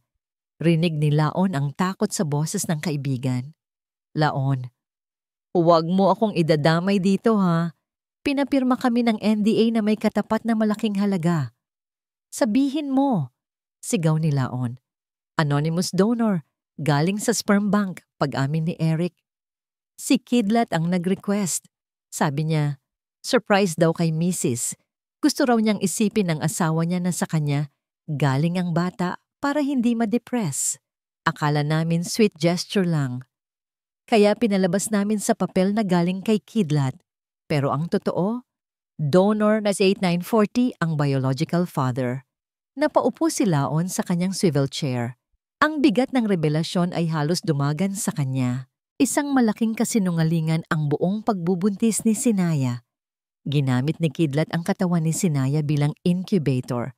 Alam ni Kidlat na hindi siya magkakaanak, pero kailangan niya ng tagapagmana para makuha ang yaman ng lolo niya. Kaya kumuha siya ng ibang similya, niloko ang asawa, at pinalabas na kanya ang bata. At ngayong nakuha na niya ang bata, itatapon na niya si Sinaya. Marital fraud. Bulong ni Laon. Hindi lang ito simpleng pambababae, ito ay panloloko sa pinakamataas na antas. Kinuha ni Laon ang cellphone niya. Kailangan niyang makausap si Sinaya. Ngayon din, nagring ang phone. 1, 2, 3. Hello, Tito. Ang boses ni Sinaya ay garalgal. Halatang kakagaling lang sa iyak. Malamang ay hindi rin ito natutulog. Nasa safe house ito ngayon na inarrange ni Laon. Sinaya, sabi ni Laon. Pinipilit pakalmahin ang sariling boses. Makinig kang mabuti sa sasabihin ko. Huwag kang mabibigla. Bakit po? May nangyari ba kay Hiraya? Patay na ba ang anak ko? Hysterical na tanong ni Sinaya. Hindi. Buhay si Hiraya at babawiin natin siya. Sagot ni Laon puno ng kumpiyansa. Dahil hawak ko na ang alas na dudurog kay Kidlat. Anong ibig mong sabihin? Tumingin si Laon sa monitor. Sa diagnosis na permanent sterility. Sinaya, hindi si Kidlat ang ama ni Hiraya. Katahimikan sa kabilang linya. Po, paanong... Nag-IVF kami, sabi niya. Niloko kanya, Sinaya. Paglilinaw ni Laon. Baog si Kidlat. Hindi siya pwedeng magkaanak. Ginamit ka lang niya para magdala ng bata na magagamit niya para makuha ang mana. Ang batang iniiyakan niya sa korte, wala siyang kahit anong biological connection kay Hiraya. Narinig ni Laon ang paghapos ng hininga ni Sinaya. Ang pagproseso ng isang katotohanan na napakasakit pero napakalakas. Ibig sabihin, boses ni Sinaya ay unti-unting nagbabago. Mula sa lungkot, nagkakaroon ito ng talim. Ibig sabihin, ako lang ang magulang ni Hiraya. Ako lang ang may dugo sa kanya. Oo, Sinaya, sa mata ng siyensya at sa mata ng batas, kapag napatunayan natin ito, ikaw lang ang may karapatan sa bata. Siya ay estranghero lang na nagnakaw ng anak mo. Pinindot ni Laon ang print button. Where? Lumabas ang papel mula sa printer. Ang ebidensya. Ang espada na gagamitin nila para pugutan ng ulo ang higante. Maghanda ka, Sinaya. Utos ni Laon. Magpalakas ka. Dahil bukas, hindi na tayo magmamakaawa. Bukas, tayo na ang maniningil. Sa kabilang linya, narinig niya ang sagot ni Sinaya. Wala na ang iyak. Wala na ang garalgal. Handa na ako, Tito. Ibigay mo sa akin ang papel. Ako mismo ang sasampal niyan sa mukha niya. Napangiti si Laon. Ang takot sa kanyang dibdib kanina ay napalitan na ng excitement. Nakahanap na sila ng butas sa pader ng mga Villa Corta. At sisiguraduhin niyang sa butas na yon magsisimula ang pagguho ng kanilang imperyo. Safe house. Isang lumang rest house ng pamilya Magbanua sa Tagaytay. Malamig ang hangin at naririnig ang lagaslas ng ulan sa bubong. Pero para kay Sinaya, mas malamig ang papel na hawak niya ngayon. Nakaupo siya sa sofa, balot ng kumot, pero nanginginig ang kanyang kalamnan. Hindi sa ginaw, kundi sa pandidiri. Sa harap niya, nakaupo si Dr. Laon at ang bago nilang abogado, si Attorney Guevara. Tahimik silang naghihintay habang binabasa ni Sinaya ang medical report na nakuha ng kanyang tiyuhin. Patient, Kidlat Villacorta, diagnosis azoospermia. Sterile. Paulit-ulit na binasa ni Sinaya ang salitang sterile. Biglang bumalik sa kanya ang lahat. Ang mga alaala ng nakalipas na 2 taon ay parang pira-pirasong salamin na biglang nabuo para ipakita ang pangit na refleksyon ng kanyang asawa. Flashback. Sinaya, mag-IVF na lang tayo. Mas sigurado. Gusto ko perfect ang magiging baby natin. Huwag na muna tayong mag-siping. Masyado akong pagod sa trabaho. Tsaka sabi ng doktor, bawal ang stress. Para rin to sa IVF natin. Kailangan nating ingatan ng investment. Investment. Iyon pala ang tawag niya sa anak nila. Hindi biyaya, hindi himala, kundi investment. Bumitaw si Sinaya sa pagkakahawak sa papel. Parang napaso ang mga daliri niya. Nandidiri siya. Pakiramdam niya ay gusto niyang maligo ng kumukulong tubig para kuskusin ang bawat parte ng katawan na hinawakan ni Kidlat at bawat parte ng katawan na naging bahagi ng IVF procedure na yon. Ginamit niya ako, bulong ni Sinaya. Ang boses niya ay walang emosyon na mas nakakatakot pakinggan kaysa sa kung sumisigaw siya. Ginamit niya ang katawan ko bilang incubator ng isang batang hindi naman kanya para lang makuha niya ang pera ng lolo niya. Tumingin siya kay Dr. Laon. Ang kanyang tiyuhin ay nakayuko. Bakas ang awa at galit sa muka. At ang mas malalala dito, dagdag ni Sinaya habang unti-unting tumutulo ang luha.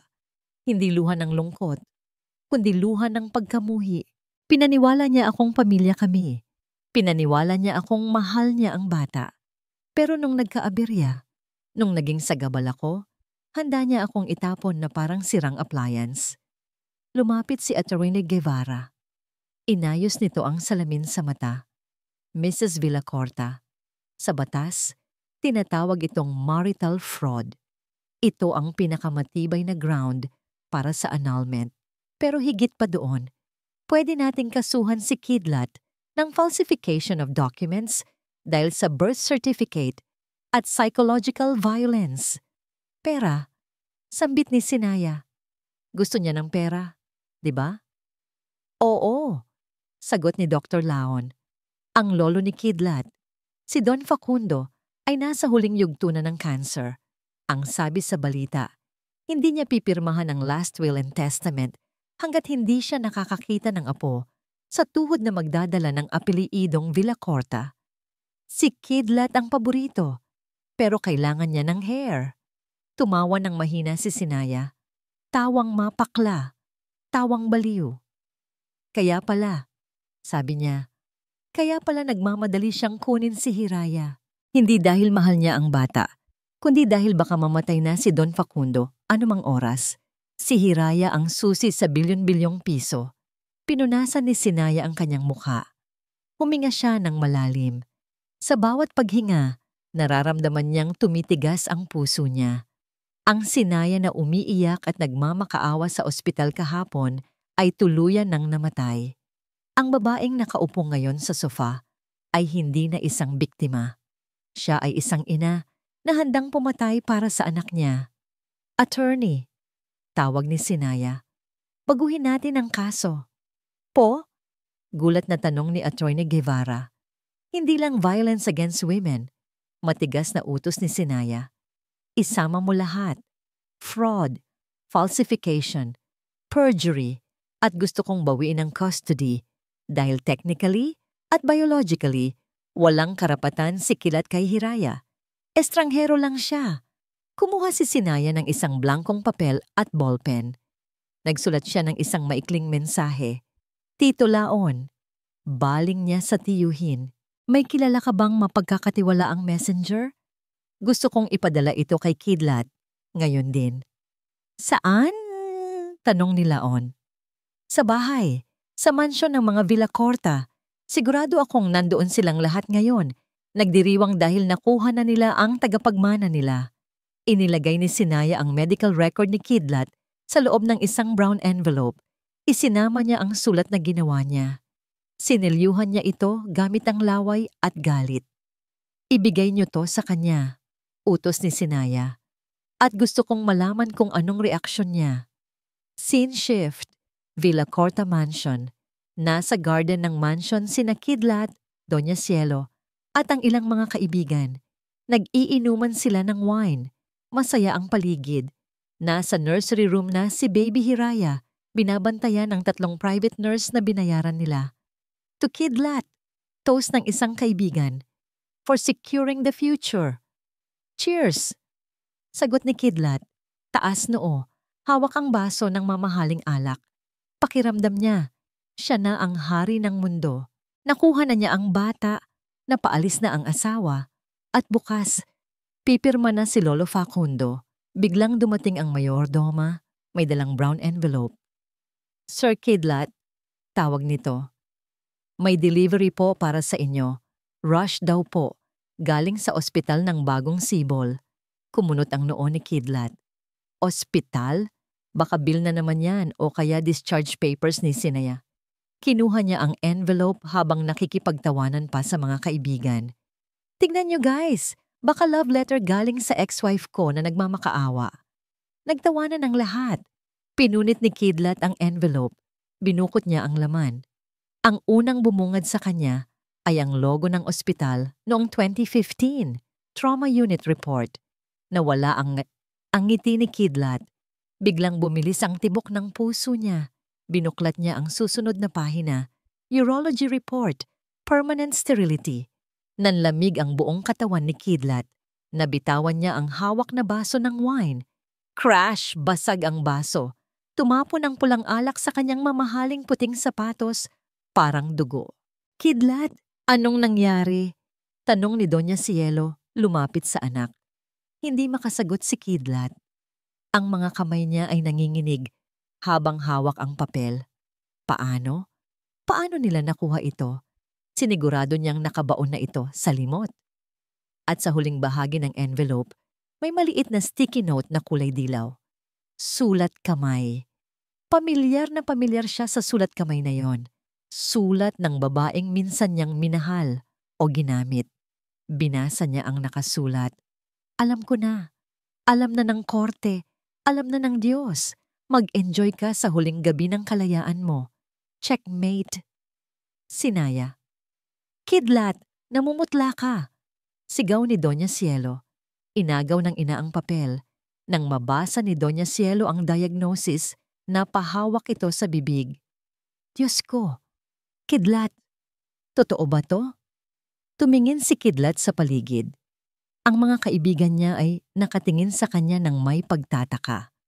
Ang classical music ay parang naging tunog ng paparating na bagyo. Tumunog ang cellphone ni Kidlat. Isang text message mula sa numero ni Atty. Guevara. Hearing is set for tomorrow regarding the petition to rescind custody due to fraud regarding paternity. See you in court, Mr. Villacorta. Or should I say, Mr. Impostor. Napaupo si Kidlat sa damuhan. Wala na ang yabang. Wala na ang elepante. Sa safe house, sa Tagaytay, nakatingin si Sinaya sa kanyang cellphone. Nakita niya ang delivery notification. Delivered! Napangiti si Sinaya, isang nangiting hindi umabot sa mata pero puno ng kasiyahan. Nagsisimula pa lang tayo, Kidlat, bulong niya sa hangin. Matitikman mo ang bagsik ng isang inang ninakawan. Blag, bumalandra ang likod ni Solana sa matigas na pader ng library ng Villacorta Mansion. Halos maputol ang kanyang hininga sa lakas ng pagkakatulak. Ang mamahaling vase sa gilid ay nahulog at nabasag, kasabay ng paggulong ng mga libro sa sahig. Aray, ano ba? Sigaw ni Solana. Hawak ang kanyang braso na namumula na sa higpit ng hawak ni Kidlat. Sa harap niya, nakatayo si Kidlat Villacorta, pero hindi ito ang Kidlat na kilala niya. Ang makisig, mabango, at kalmadong bilyonaryo. Ang nasa harap niya ngayon ay isang halimaw. Gusot ang damit, nanlilisik ang mga mata, amoy alak, at parang sasabog na sa galit. Traidor ka! Sigaw ni Kidlat, sabay bato ng isang lukot na papel sa mukha ni Solana. Ikaw lang ang nakakaalam. Ikaw lang at ako. Pinulot ni Solana ang papel. Ang medical report galing sa trauma unit noong 2015. Ang diagnosis na sterile. Nanlaki ang mga mata ni Solana. Paanong? Saan galing to? Huwag ka nang magmaang-maangan. Sumugod ulit si Kidlat at kinwelyuhan siya. Binayaran ka ba ni Sinaya? Ha? Magkano? Magkano ang presyo ng pagbagsak ko? Sinabi ko na sa'yo, bibigyan kita ng share kapag nakuha ko ang mana. Bakit hindi ka makapag-antay? Bitawan mo ako. Pilit na kumakawala si Solana. Wala akong kinalaman dyan. Bakit ko gagawin yon? Kasabwat ako sa pandaraya, Kidlat. Kapag bumagsak ka, damay ako. Sinungaling. Isang malakas na sampal ang dumapo sa mukha ni Solana. Pak! Natumba siya sa sahig. Nalalasahan niya ang dugo sa kanyang labi. Ang pisngi niya ay parang tinusok ng libu-libong karayom. Dahan-dahang hinawakan ni Solana ang kanyang mukha. Tumingala siya kay Kidlat. Sa sandaling iyon, nawala ang pagtingin niya kay Kidlat bilang isang partner o lover. Nakita niya ang isang mahinang lalaki na nagwawala dahil nawawalan na ng kontrol. Isang barkong palubog. At si Solana Fuego ay hindi sumasama sa paglubog ng barko. Siya ang daga na unang tumatalon. Tumawa si Solana. Mahina muna, tapos lumakas. Tawang nakakainsulto. Bakit ka tumatawa? Nanggigil na tanong ni Kidlat. Baliw ka na ba? Dahan-dahang tumayo si Solana. Inaayos ang kanyang buhok kahit nanginginig ang kanyang mga tuhod. Ang takot sa kanyang dibdib ay napalitan ng lamig. Tumatawa ako kasi ang tanga mo, Kidlat, sabi ni Solana. Ang boses ay puno ng lason. Sa tingin mo ba talaga ako ang nag-leak niyan? Kung ako ang gagawa niyan, sisiguraduhin kong may bayad agad. Pero tignan mo ang sarili mo. Natataranta ka dahil sa isang pirasong papel. Papatayin kita! Bulong ni Kidlat, akmang susugod ulit. Subukan mo, hamon ni Solana. Itinaas niya ang kanyang cellphone na kanina pa niya hawak ng mahigpit. Natigilan si Kidlat. Anong gagawin mo? Akala mo ba tanga ako? Ngisi ni Solana. Simula nang lapitan mo ako para tulungan kang humanap ng sperm donor sa black market. Alam kong delikado ka. Alam kong darating ang araw na ilalaglag mo ako para isalba ang sarili mo. Kaya naghanda ako. Binuksan ni Solana ang isang app sa kanyang cellphone. Nakarecord ang lahat ng usapan natin, Kidlat. Yung pag-uusap natin sa kotse nung papunta tayo sa fertility clinic. Recorded. Yung utos mo na bayaran ng doktor para peke ng result. Recorded. Yung sinabi mo kanina na kailangan mo lang ang bata para sa mana. Recorded.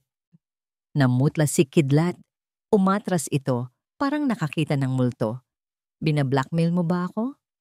Tinatawag ko itong insurance. Sagot ni Solana. Naka-upload lahat yan sa cloud. Kahit basagin mo ang phone na to, kahit patayin mo ako ngayon dito, oras na mawala ako, automatic na isasend ng system ko ang lahat ng files sa email ng abogado ni Sinaya, sa mga news outlets, at sa lolo mo. Napalunok si Kidlat. Ang tapang nito kanina ay parang hangin na biglang nawala. Solana. Pag-usapan natin to. Please, huwag mong gagawin yan. Ibibigay ko ang gusto mo. Pera? Ilang milyon? Sabihin mo. Ngumiti si Solana ng mapakla. Nakakaawa. Ito ang lalaking tinitingala ng lahat. Isang duwag na nagtatago sa likod ng pera. Huli na, Kidlat.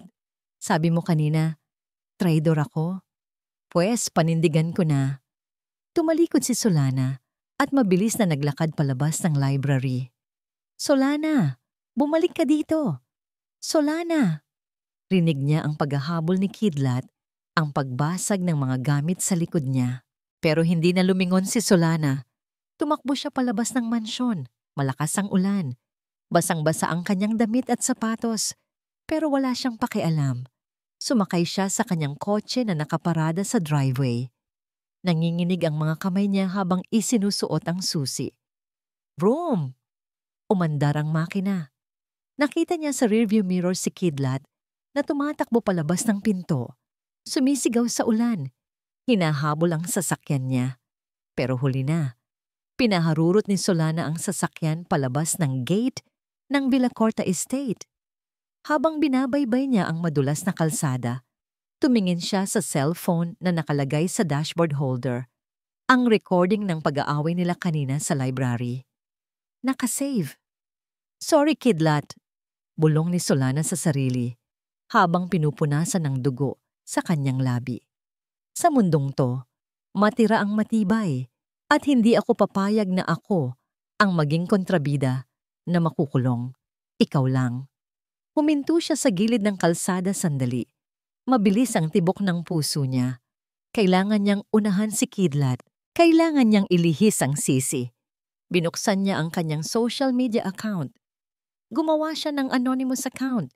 In-attach niya ang audio file ng pag-aaway nila kanina. Yung part na inamin ni Kidlat na siya ay sterile at ginamit lang si Sinaya. Caption: The truth about the Villacorta heir. Kidlat Villacorta is baog, fake father, scammer. Huminga siya ng malalim. Ang daliri niya ay nakahover sa post button. Para sa kalayaan ko, sabi ni Solana. Click. Posted. Binitiwan niya ang cellphone. Nakita niya ang notification bar na nagsisimula ng umilaw. 1 like, 10 shares, 100 views. Mabilis na kumakalat ang apoy. Pinaandar ulit ni Solana ang kotse. Wala siyang planong bumalik. Pupunta siya sa airport. Aalis siya ng bansa bago pa sumabog ng tuluyan ang bomba na tinanim niya. Sa likuran niya ang imperyo ng mga Villacorta ay nagsisimula ng gumuho at ang tunog ng notifikasyon sa kanyang telepono ay ang musika ng kanilang katapusan. Samantala, sa mansyon, napaluhod si Kidlat sa putikan sa gitna ng ulan. Hawak niya ang kanyang ulo. Sumisigaw sa galit at desperasyon habang ang kanyang telepono sa bulsa ay walang tigil sa pagring. Ang buong mundo ay alam na ang lihim niya at wala nang atrasan. All rise! Ang sigaw ng court sheriff ay dumagundong sa loob ng puno at siksikang sala. Tumayo ang lahat. Ang hangin sa loob ay mabigat. Tila ba mahihirapan kang huminga kung mahina ang iyong loob. Sa labas, rinig ang sigawan ng mga nagpoprotesta at ang mga reporters na nag-aabang. Ang kasong People of the Philippines versus Kidlat Villacorta ay naging trial of the decade. Pumasok ang hukom, isang matandang babae na may matatalim na mata sa likod ng makapal na salamin. Sa kaliwang panig, nakaupo si Kidlat Villacorta. Suot niya ang kanyang pinakamahal na suit pero hindi nito maitatago ang panginginig ng kanyang mga kamay at ang itim na bilog sa ilalim ng kanyang mga mata. Katabi niya si Atty. Vega na mukhang tensyonado. Sa kanang panig, nakaupo si Sinaya. Ibang-iba na siya sa Sinaya na nakita ng publiko sa viral video sa ospital. Hindi na siya nakasuot ng duguang hospital gown. Ngayon, suot niya ay isang simpleng puting bestida, malinis, disente, at may dignidad. Walang bakas ng luha sa kanyang mukha. Ang kanyang mga mata ay nakatuon lang sa harap, kalmado tulad ng dagat bago ang bagyo. Sa likod niya ay si Dr. Laon, ang kanyang sandalan. Magsisimula na tayo, sabi ng hukom. Attorney Vega, may gusto pa ba kayong idagdag bago ako magbaba ng desisyon sa custody? Tumayo si Attorney Vega. Ito na ang huling alas nila. Kailangan nilang sirain ang kredibilidad ni Sinaya bago mailabas ang ebidensya ng kabila. Your Honor, panimula ni Vega, naglalakad palapit kay Sinaya na parang isang pating. Malinaw sa mga naunang testimonya na si Mrs. Sinaya ay may postpartum psychosis. Ang mga paratang niya laban sa aking kliyente ay bunga lamang ng kanyang imahinasyon at selos. Humarap si Vega kay Sinaya. Mrs. Villacorta, aminin mo na sa korte. Galit ka kay Mr. Kidlat dahil iniisip mong may babae siya. Hindi ba? Kaya gumagawa ka ng kwento na baog siya? Kaya gumagawa ka ng kwento na hindi kanya ang bata? Gusto mo lang siyang ipahiya dahil baliw ka na sa selos? O malingaw-ngaw ang bulungan sa loob ng korte? Napangisi si Kidlat. Huminga ng malalim si Sinaya. Tumingin siya sa hukom. Pwede po ba akong sumagot, Your Honor? Tanong ni Sinaya. Tumango ang hukom. Go ahead. Tumayo si Sinaya. Hindi siya sumigaw.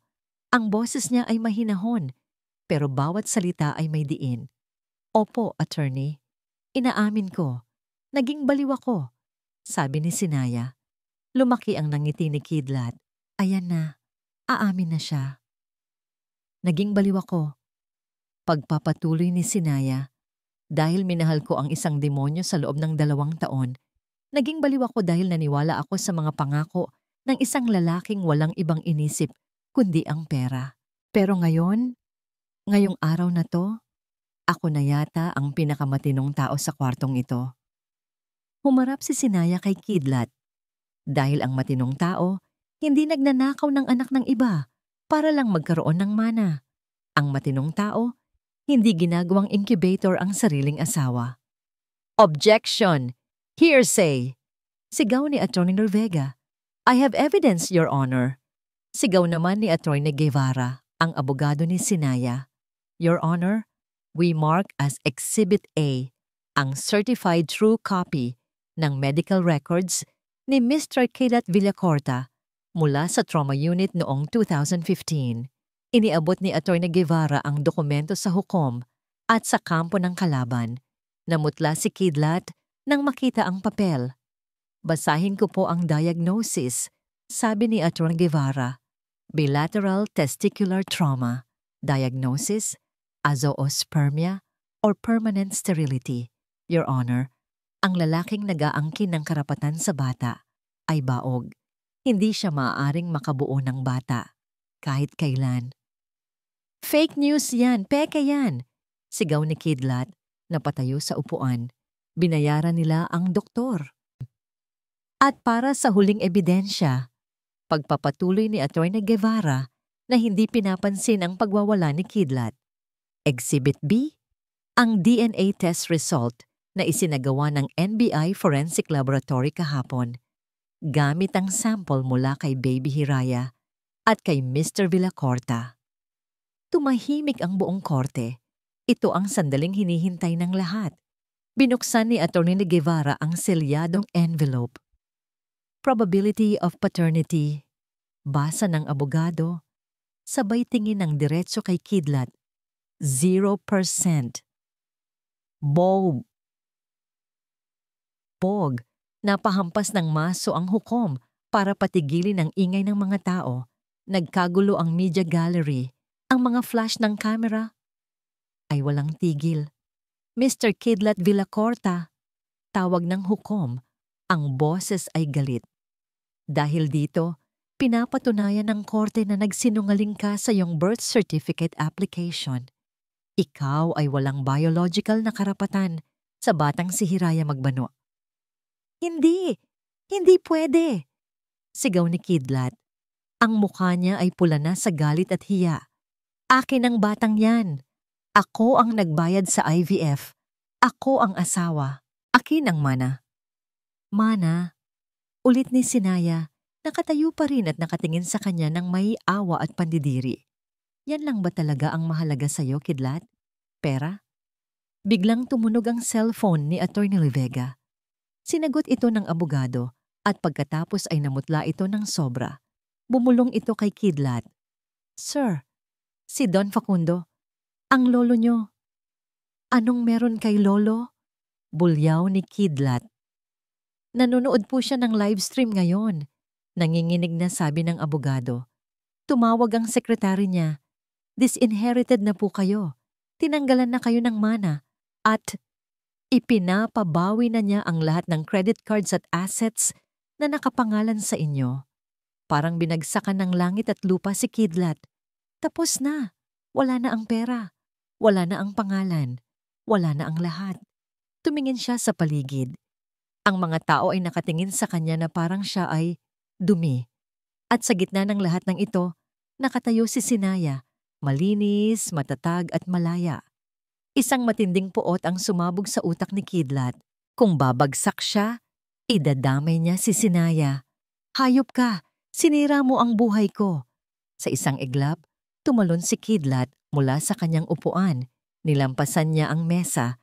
Sumugod siya papunta kay Sinaya na parang mabangis na hayop. Akmang sasakalin ito. Papatayin kita, Sinaya! Papatayin kita! Nagtilian ang mga tao. Kidlat, huwag! Sigaw ni Atty. Vega. Pero hindi natinag si Sinaya. Hindi siya umatras. Bago pa man makalapit ang mga kamay ni Kidlat sa leeg ni Sinaya, hinarang siya ni Dr. Laon at ng dalawang pulis. Bumagsak si Kidlat sa sahig ng dambahan siya ng mga otoridad. Pinusasan siya agad. Ang mukha niya ay nakadikit sa malamig na sahig ng korte. Bitawan niyo ako. Ako si Kidlat Villacorta. Hindi niyo ako pwedeng gawin ganito. Sigaw niya. Pero ang boses niya ay boses na lang ng isang talunan. Lumapit si Sinaya sa kanya. Tinitigan niya ang asawa na nakadapa sa paanan niya. Wala na si Kidlat Villacorta, malamig na sabi ni Sinaya.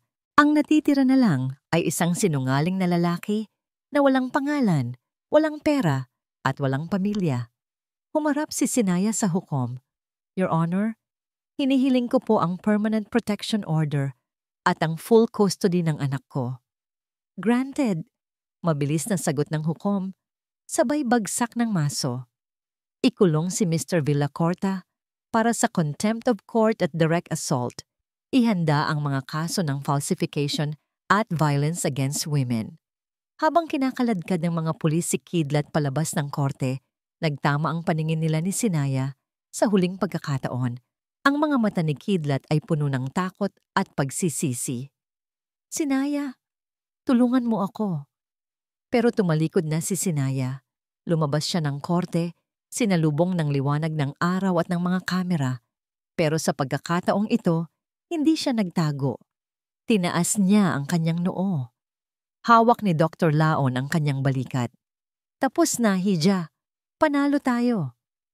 Napangiti si Sinaya at sa unang pagkakataon sa loob ng mahabang panahon, ang ngiti niya ay totoo. Hindi pa tapos, Tito. Sabi niya habang hinahaplos ang kanyang tiyan kung saan nanggaling si Hiraya. Simula pa lang ito ng buhay namin ni Hiraya, ang buhay na walang kasinungalingan. Tahimik ang gabi sa loob ng ospital ng Bagong Sibol. Wala na ang mga reporters, wala na ang mga pulis, wala na ang sigawan. Ang tanging naririnig na lang ni Sinaya ay ang sarili niyang paghinga at ang mahinang beep-beep-beep ng mga makina sa neonatal intensive care unit. Nakasuot siya ng sterile gown, mask, at hairnet. Pero sa pagkakataong ito, hindi na siya pasyente. Hindi na siya biktima. Siya ay isang ina. Dahan-dahan siyang lumapit sa incubator sa dulo ng kwarto. Doon, sa loob ng salamin na kahon, mahimbing na natutulog ang kanyang anak. Maliit pa ito, puno ng mga wires ang manipis na katawan. Pero para kay Sinaya, ito ang pinakamagandang nilalang sa buong mundo. Lumapit si Dr. Laon sa tabi niya. Tinapik nito ang kanyang balikat ng marahan. Stable na siya, Sinaya. Bulong ng doktor. Ang boses ay puno ng init at pagmamalaki. Matapang siya. Mana sa nanay niya. Tinanggal na namin ang feeding tube kanina. Kaya na niyang huminga at kumain mag-isa. Napaluha si Sinaya. Sa loob ng mahabang panahon, akala niya ay hindi na darating ang araw na to. Akala niya, ang huling alaala niya sa kanyang pagbubuntis ay ang malamig na sahig at ang pagtalikod ng kanyang asawa. Pwede ko na ba siyang hawakan, Tito? Tanong ni Sinaya. Nanginginig ang boses sa pananabik. Ngumiti si Dr. Laon. Kanina ka pa niya hinihintay. Sige na, kunin mo ang anak mo. Binuksan ni Dr. Laon ang incubator. Inabot ni Sinaya ang kanyang mga kamay. Nanginginig pa siya noong una. Takot na baka mabasag ang munting anghel. Pero nang maramdaman niya ang init ng balat ng sanggol, nawala ang lahat ng takot. Dahan-dahan, maingat, inangat niya ang sanggol at inilapit sa kanyang dibdib. Skin to skin. Ang init. Ang tibok ng puso. Ang amoy ng gatas at pag-asa. Sa sandaling dumikit ang pisngi ni Sinaya sa ulo ng kanyang anak, bumuhos ang lahat ng emosyon na pinigilan niya nung nasa korte siya. Ang tapang na ipinakita niya sa harap ni Kidlat at ng hukom ay gumuho, napalitan ng isang malambot at wagas na pagmamahal. Anak, hikbi ni Sinaya. Nandito na si Mommy. Sorry. Sorry kung natagalan ako. Sorry kung kinailangan mong lumaban mag-isa sa loob ng kahon na to. Gumalao ang sanggol. Dumilat ito ng bahagya. Dalawang maliliit na mata na tila naghahanap ng kakampi. At nang marinig nito ang boses ni Sinaya, tumigil ito sa paggalaw at kumalma. Para bang alam niyang nasa home base na siya. Hinalikan ni Sinaya ang noo ng bata. Wala na sila, anak. Wala nang mananakit sa atin. Wala nang magsasabing investment ka lang. Wala nang magsasabing premature ka o mahina ka. Tinitigan niya ang mukha ng bata. Hinanap niya ang bakas ni Kidlat, ang ilong, ang mata, pero wala. Wala siyang makita. Ang nakikita niya ay ang sarili niyang mga mata, ang ilong ng kanyang lolo, ang bibig ng kanyang ina. Magbanua ka, bulong ni Sinaya at napangiti siya. Dugo kita, akin ka. Tayong dalawa lang. Lumapit ulit si Dr. Laon. May dalang clipboard. Kailangan na nating ayusin ang birth certificate niya, Sinaya. Yung totoo. Anong ipapangalan natin sa kanya? Gusto mo bang ituloy ang ligaya? Umiling si Sinaya. Hindi, tito. Ang ligaya panandalian lang. Pwedeng mawala. Pwedeng nakawin. Tumingin siya sa bintana ng NICU kung saan sumisilip ang unang liwanag ng umaga. Ang bagong araw matapos ang mahabang gabi ng unos. Naalala niya ang pangarap niya noong nasa ilalim siya ng pang-aapi. Ang pangarap na maging malaya. Ang pangarap na magkaroon ng boses. Binalik niya ang tingin sa sanggol. Ang pangalan niya ay Hiraya. Desisyon ni Sinaya. Hiraya? Ulit ni Dr. Laon. Ang ibig sabihin ay vision o pangarap. Oo, sagot ni Sinaya. Hiraya Magbanua. Dahil siya ang pangarap na hindi namatay kahit pilit pinatay. Siya ang liwanag na gumabay sa akin palabas ng dilim. Isinulat ni Dr. Laon ang pangalan sa clipboard. Hiraya Magbanua. Walang Villacorta. Malinis. Welcome to the world, Hiraya. Bati ng doktor. Ilang sandali pa silang nanatili sa ganoong posisyon. Isang ina, isang anak, at isang tiyuhin na nagsisilbing haligi. Payapa. Kinabukasan, naghanda na sila sa pag-uwi. Hindi sa mansyon ng mga Villacorta at hindi rin sa masikip na kondo na tinirhan nila noon. Uuwi sila sa probinsya, sa lumang bahay ng mga Magbanua, sa tabi ng dagat.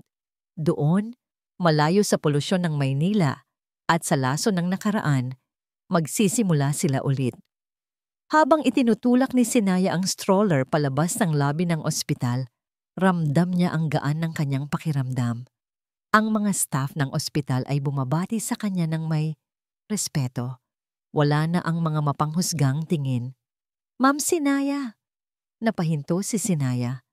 Sa may exit ng ospital, may isang babaeng lumapit sa kanya. Gusot ang damit, may pasa sa braso na pilit tinatakpan ng jacket at maga ang mga mata. Mukhang hindi ito nakatulog ng ilang araw. Hinarang ng guard ang babae. Miss, bawal lumapit. Sandali lang po. Ma'am Sinaya, sandali lang. Sigaw ng babae, puno ng desperasyon. Senyas ni Sinaya sa guard na hayaan ito. Lumapit siya ng kaunti, pero nanatiling alerto. Ano yon? May kailangan ka ba? Tanong ni Sinaya. Tiningnan ng babae si Baby Hiraya, tapos tumingin kay Sinaya na parang nakakita ito ng santo. Napanood ko po kayo sa TV. Nanginginig na sabi ng babae. Nakita ko kung paano nyo nilabanan ang asawa nyo, kung paano kayo nanalo. Hinawakan ng babae ang sarili niyang braso na may pasa. Ma'am, ang asawa ko, mayaman din siya, makapangyarihan. Sabi niya, wala daw akong laban. Sabi niya, kukunin niya ang mga anak ko kapag iniwan ko siya, tulad ng ginawa ni Kidlat sa inyo. Napatingin si Sinaya sa pasa ng babae. Bumalik sa kanya ang alaala ng sarili niyang sakit. Pero sa pagkakataong ito, hindi natakot ang naramdaman niya. Anong pangalan mo? Tanong ni Sinaya. Elena po, sagot ng babae. Tulungan niyo po ako, Ma'am Sinaya. Hindi ko alam kung paano lumaban. Wala akong pera. Wala akong Dr. Laon. Tumingin si Sinaya kay Dr. Laon na nasa likod niya. Tumango ang doktor. Tila nababasa ang iniisip ng pamangkin. Ibinalik ni Sinaya ang tingin kay Elena.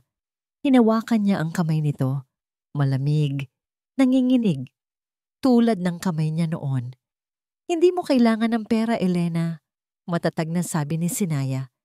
Kailangan mo lang ng tapang na sabihing tama na at tungkol sa tulong.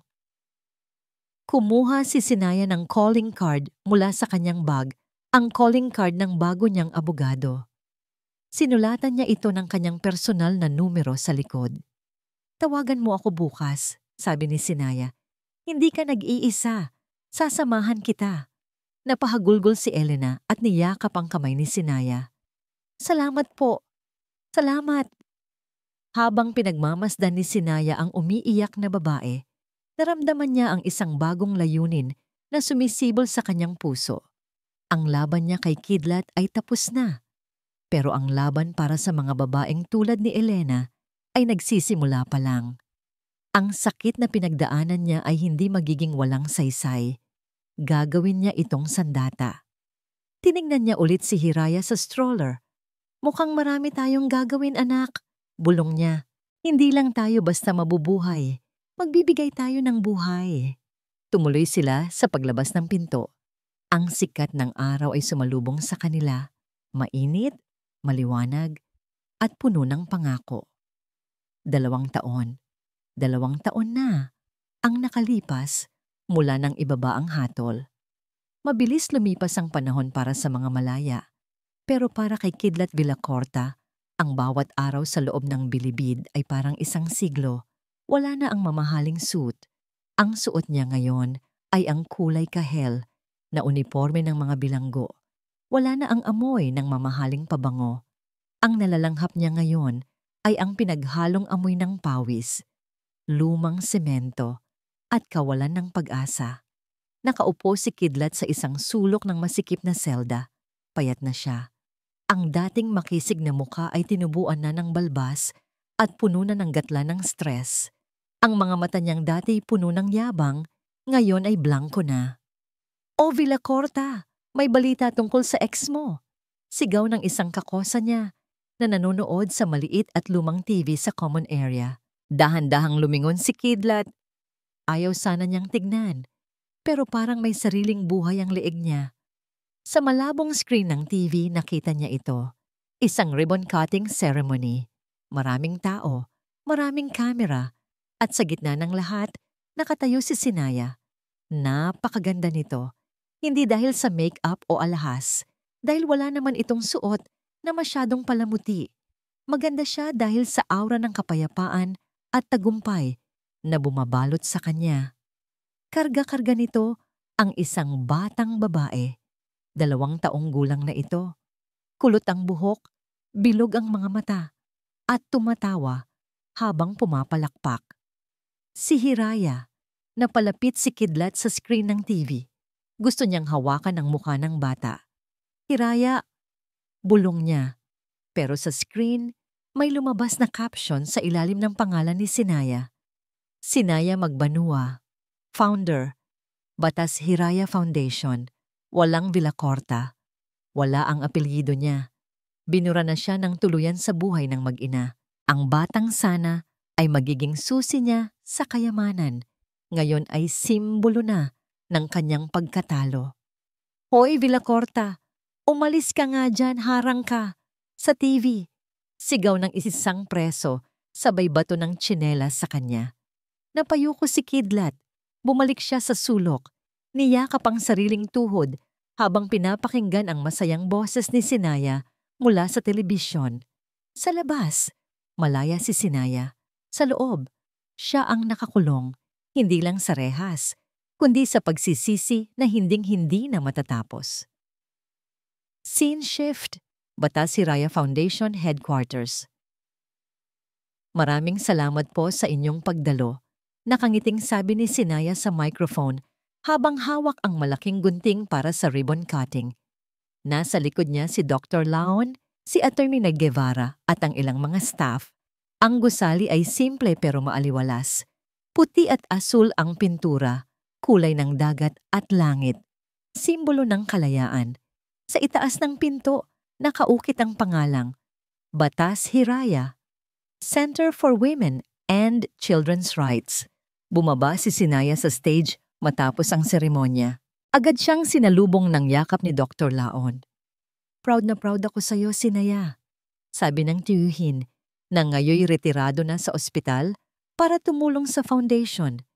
Kung nakikita ka lang ng nanay mo niya ngayon, siguradong umiiyak yun sa tuwa. "Salamat, Tito. Kung hindi dahil sa tapang na ibinigay mo sa akin nung gabing yon sa ospital, baka wala na ako ngayon," Sagot ni Sinaya. May naramdaman silang humihila sa laylayan ng bestida ni Sinaya. Mommy! Mommy, look! Tumingin si Sinaya sa baba. Si Hiraya, hawak ang isang balon. Ang sigla-sigla nito. Walang bakas ng pagiging premature baby noon. Malusog, matalino, at higit sa lahat, ligtas. Lumuhod si Sinaya at hinalikan ang pisngi ng anak. Wow! Ang ganda naman ng balon ni Hiraya. Kanino galing yan? Kay Tita Elena po. Turo ni Hiraya. Lumingon si Sinaya. Lumapit sa kanila si Elena, ang babaeng tinulungan niya sa labas ng ospital, 2 taon na ang nakararaan. Ibang-iba na si Elena. Ngayon, wala na ang mga pasa. May laman na ang pisngi. Maayos ang pananamit at isa na siya sa mga head volunteers ng foundation. Ma'am Sinaya, bati ni Elena, nangingilid ang luha. Happy anniversary sa foundation. Tumayo si Sinaya at hinawakan ang kamay ni Elena. Elena, ilang beses ko bang sasabihin sa'yo, wag mo na akong tawaging ma'am. Magkapatid na tayo dito. Tumawa si Elena. Hindi ko lang mapigilan. Tuwing nakikita ko ang building na to, naaalala ko kung paano mo ginamit ang lahat ng nakuha mong pera sa settlement kay Kidlat para ipatayo tayo to. Imbes na magpakasasa ka sa yaman, ginamit mo para sa amin. Napatingin si Sinaya sa paligid. Nakita niya ang mga babaeng pumapasok sa opisina. Mga babaeng may dalang kanya-kanyang kwento ng pang-aabuso, panloloko, at takot. Mga babaeng tulad niya noon. Pero paglabas nila ng building na ito, dala na nila ang libreng serbisyo legal, medical assistance, at higit sa lahat, pag-asa. Ang pera ni Kidlat ay galing sa kasamaan, paliwanag ni Sinaya. Ang tanging paraan para linisin iyon ay gamitin sa kabutihan. Gusto kong maging sandata ang batas Hiraya para sa mga babaeng walang boses. Ayokong may maranasan pa ang naranasan ko. Excuse me, Mrs. Sinaya? Isang reporter ang lumapit. May dalang recorder. Yes? Sagot ni Sinaya ng may kumpiyansa. Ma'am, ano po ang mensahe niyo para sa mga kababaihan na kasalukuyang nakakaranas ng pang-aabuso pero takot lumaban dahil sa impluwensya ng asawa nila? At ano ang mensahe niyo para kay Mr. Villacorta na nasa kulungan ngayon? Tumahimik ang paligid. Hinintay ng lahat ang sagot ni Sinaya. Huminga ng malalim si Sinaya. Tumingin siya kay Hiraya na naglalaro sa tabi ni Dr. Laon. Pagkatapos, tumingin siya ng diretso sa kamera. Sa mga kababaihan, panimula niya, matatagang boses. Huwag niyong isipin na ang pagtitiis ay pagmamahal. Ang tunay na pagmamahal ay hindi nananakit, hindi nambabaliwala, at hindi nagnanakaw ng dignidad. Kung tingin niyo mahina kayo, tignan niyo ako. Tignan niyo kami dito. Ang lakas ay hindi ibinibigay. Ito ay inaangkin. Lumaban kayo. Nandito ang batas Hiraya para sa inyo. Huminga siya ulit. At para kay Kidlat, napangiti si Sinaya ng tipid. Isang ngiti ng taong nakamove on na. Salamat, sabi niya.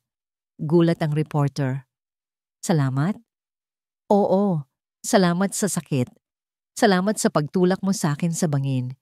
Dahil kung hindi mo ako itinulak, hindi ko matututunang lumipad.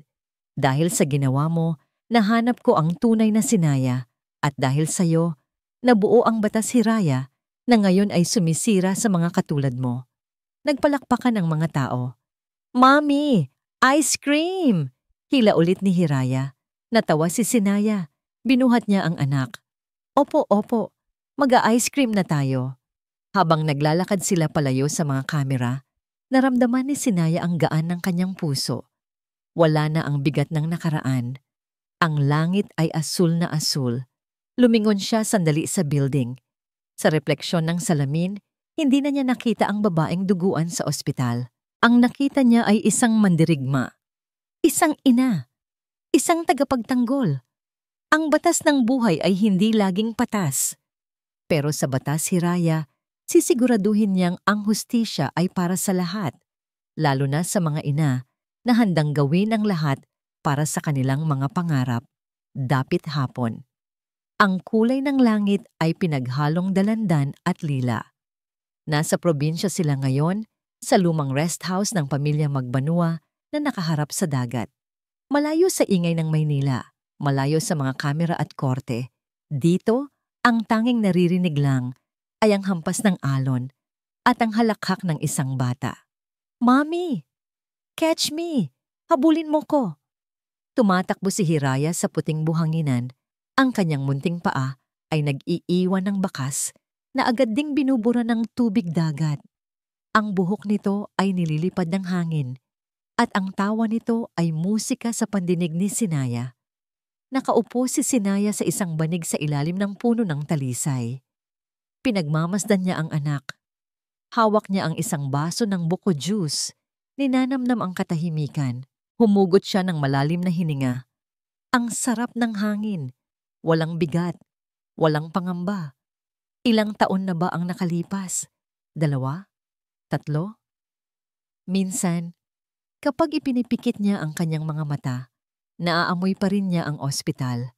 Naririnig pa rin niya ang boses ni Kidlat na nagmamakaawa sa korte. Nararamdaman pa rin niya ang sakit ng tahi sa kanyang puson. Pero sa tuwing ididilat niya ang kanyang mga mata at makikita si Hiraya, nawawala ang lahat ng bangungot. "Mommy, look, oh shell!" Sigaw ni Hiraya. Tumatakbo pabalik sa kanya, may dalang isang maliit na kabibe. Kinuha ni Sinaya ang shell at pinunasan ang buhangin sa pisngi ng anak. "Ang ganda naman! Kasing ganda ni Hiraya." "Mana sa mommy," sagot ng bibong bata. Sabay yakap sa leeg ni Sinaya. Niyakap pabalik ni Sinaya ang anak ng mahigpit. Inamoy niya ang buhok nito na amoy araw at dagat. Dati, noong nasa loob pa siya ng mansyon ng mga Villacorta, palagi niyang iniisip kung paano magiging perpektong asawa, kung paano mapapasaya si Kidlat, kung paano magiging karapat-dapat sa apelyidong Villacorta. Pero ngayon, na-realize niya na hindi niya kailangan ng apelyido o ng lalaki para maging buo. "Anak!" bulong ni Sinaya habang hinihimas ang likod ni Hiraya. "Alam mo ba kung bakit Hiraya ang pangalan mo?" Tumingala ang bata.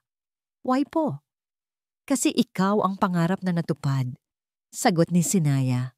"Dati, akala ni Mommy, ang happy ending ay yung may Prince Charming at malaking kastilyo.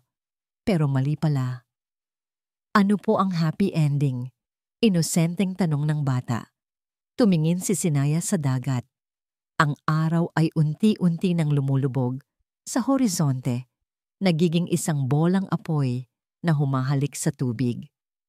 Ang happy ending ay yung nahanap mo ang sarili mo nung akala mo na wala ka na, paliwanag ni Sinaya. Kahit alam niyang hindi pa ito lubos na maiintindihan ng bata.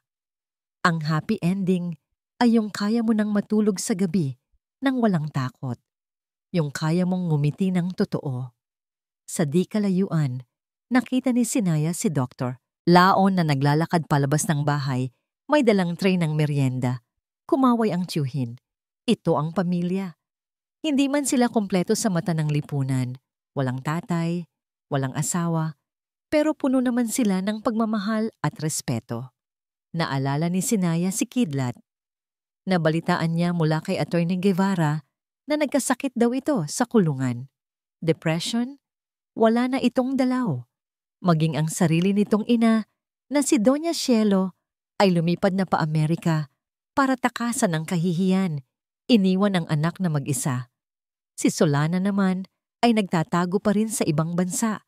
Takot umuwi dahil sa dami ng kaso. Dati, gusto ni Sinaya na maghiganti. Gusto niyang makitang magdusa sila.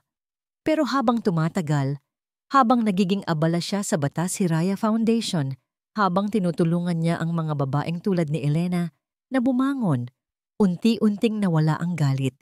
Napalitan ito ng awa. Naaawa siya kay Kidlat dahil sa paghahabol nito sa ginto. Nawala sa kanya ang tunay na yaman, ang pagkakataong makita ang paglaki ng isang napakagandang bata tulad ni Hiraya. Pinapatawad ko na ang sarili ko. Bulong ni Sinaya sa hangin, kasabay ng paglubog ng araw. Pinapatawad na niya ang sarili niya sa pagiging tanga noon, sa pagiging bulag, sa pagpayag na tapakan siya. Hindi kasalanan ang magmahal ng maling tao. Ang mahalaga ay natuto siyang lumaban para itama ang mali. Mami, kain na tayo. Gutom na ako. Hila ni Hiraya sa kamay niya.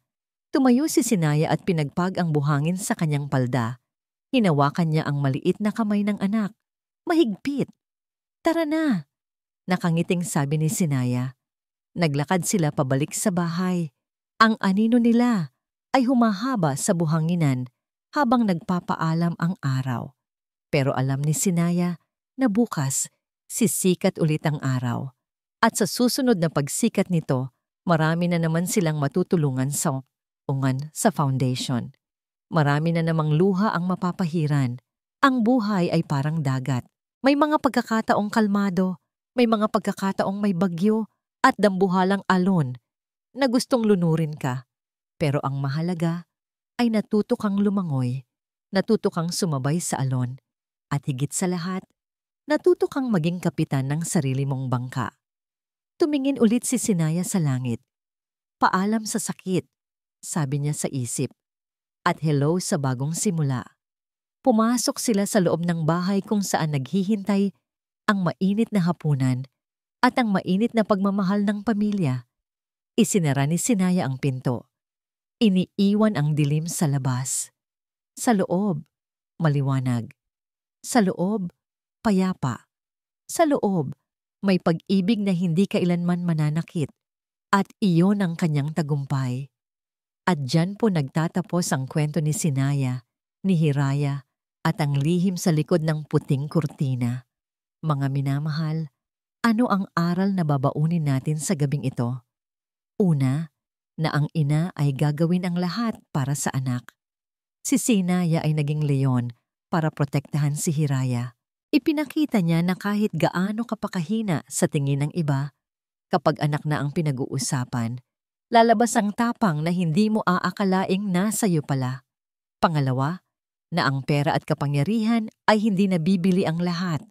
Si Kidlat, sa kabila ng yaman, ay namatay na ang kaluluwa sa loob ng kulungan. Samantalang si Sinaya, kahit nagsimula sa wala, ay yumaman sa pagmamahal at dignidad. At higit sa lahat, para sa mga kababaihan na nakikinig ngayon, hindi po sayang ang pamilya kung ito ay sinisira ng pang-aabuso. Mas sayang ang inyong buhay at ang kinabukasan ng inyong mga anak kung mananatili kayo sa dilim. May pag-asa, may batas, at may mga taong handang tumulong gaya ng Batas Hiraya. Maraming salamat po sa pagsama sa amin sa mahabang paglalakbay na ito. Naway na-inspire kayo ni Sinaya na piliin ang inyong sarili at ang tama. Kung nagustuhan niyo ang kwentong ito, please like and share this video para marami pa tayong ma-inspire. Huwag kalimutang mag-subscribe at i-click ang notification bell para sa susunod nating audio drama. Anong klaseng kwento ang gusto niyong marinig sa susunod? Kwento ba ng pag-ibig sa high school o misteryo sa baryo? I-comment niyo lang sa ibaba. Ako po ang inyong writer at tagapagkwento. Mag-ingat po kayo palagi at tandaan, sa bawat dapit hapon, may pangako ng bagong umaga. Pagpalain po kayo ng Diyos. Hanggang sa muli.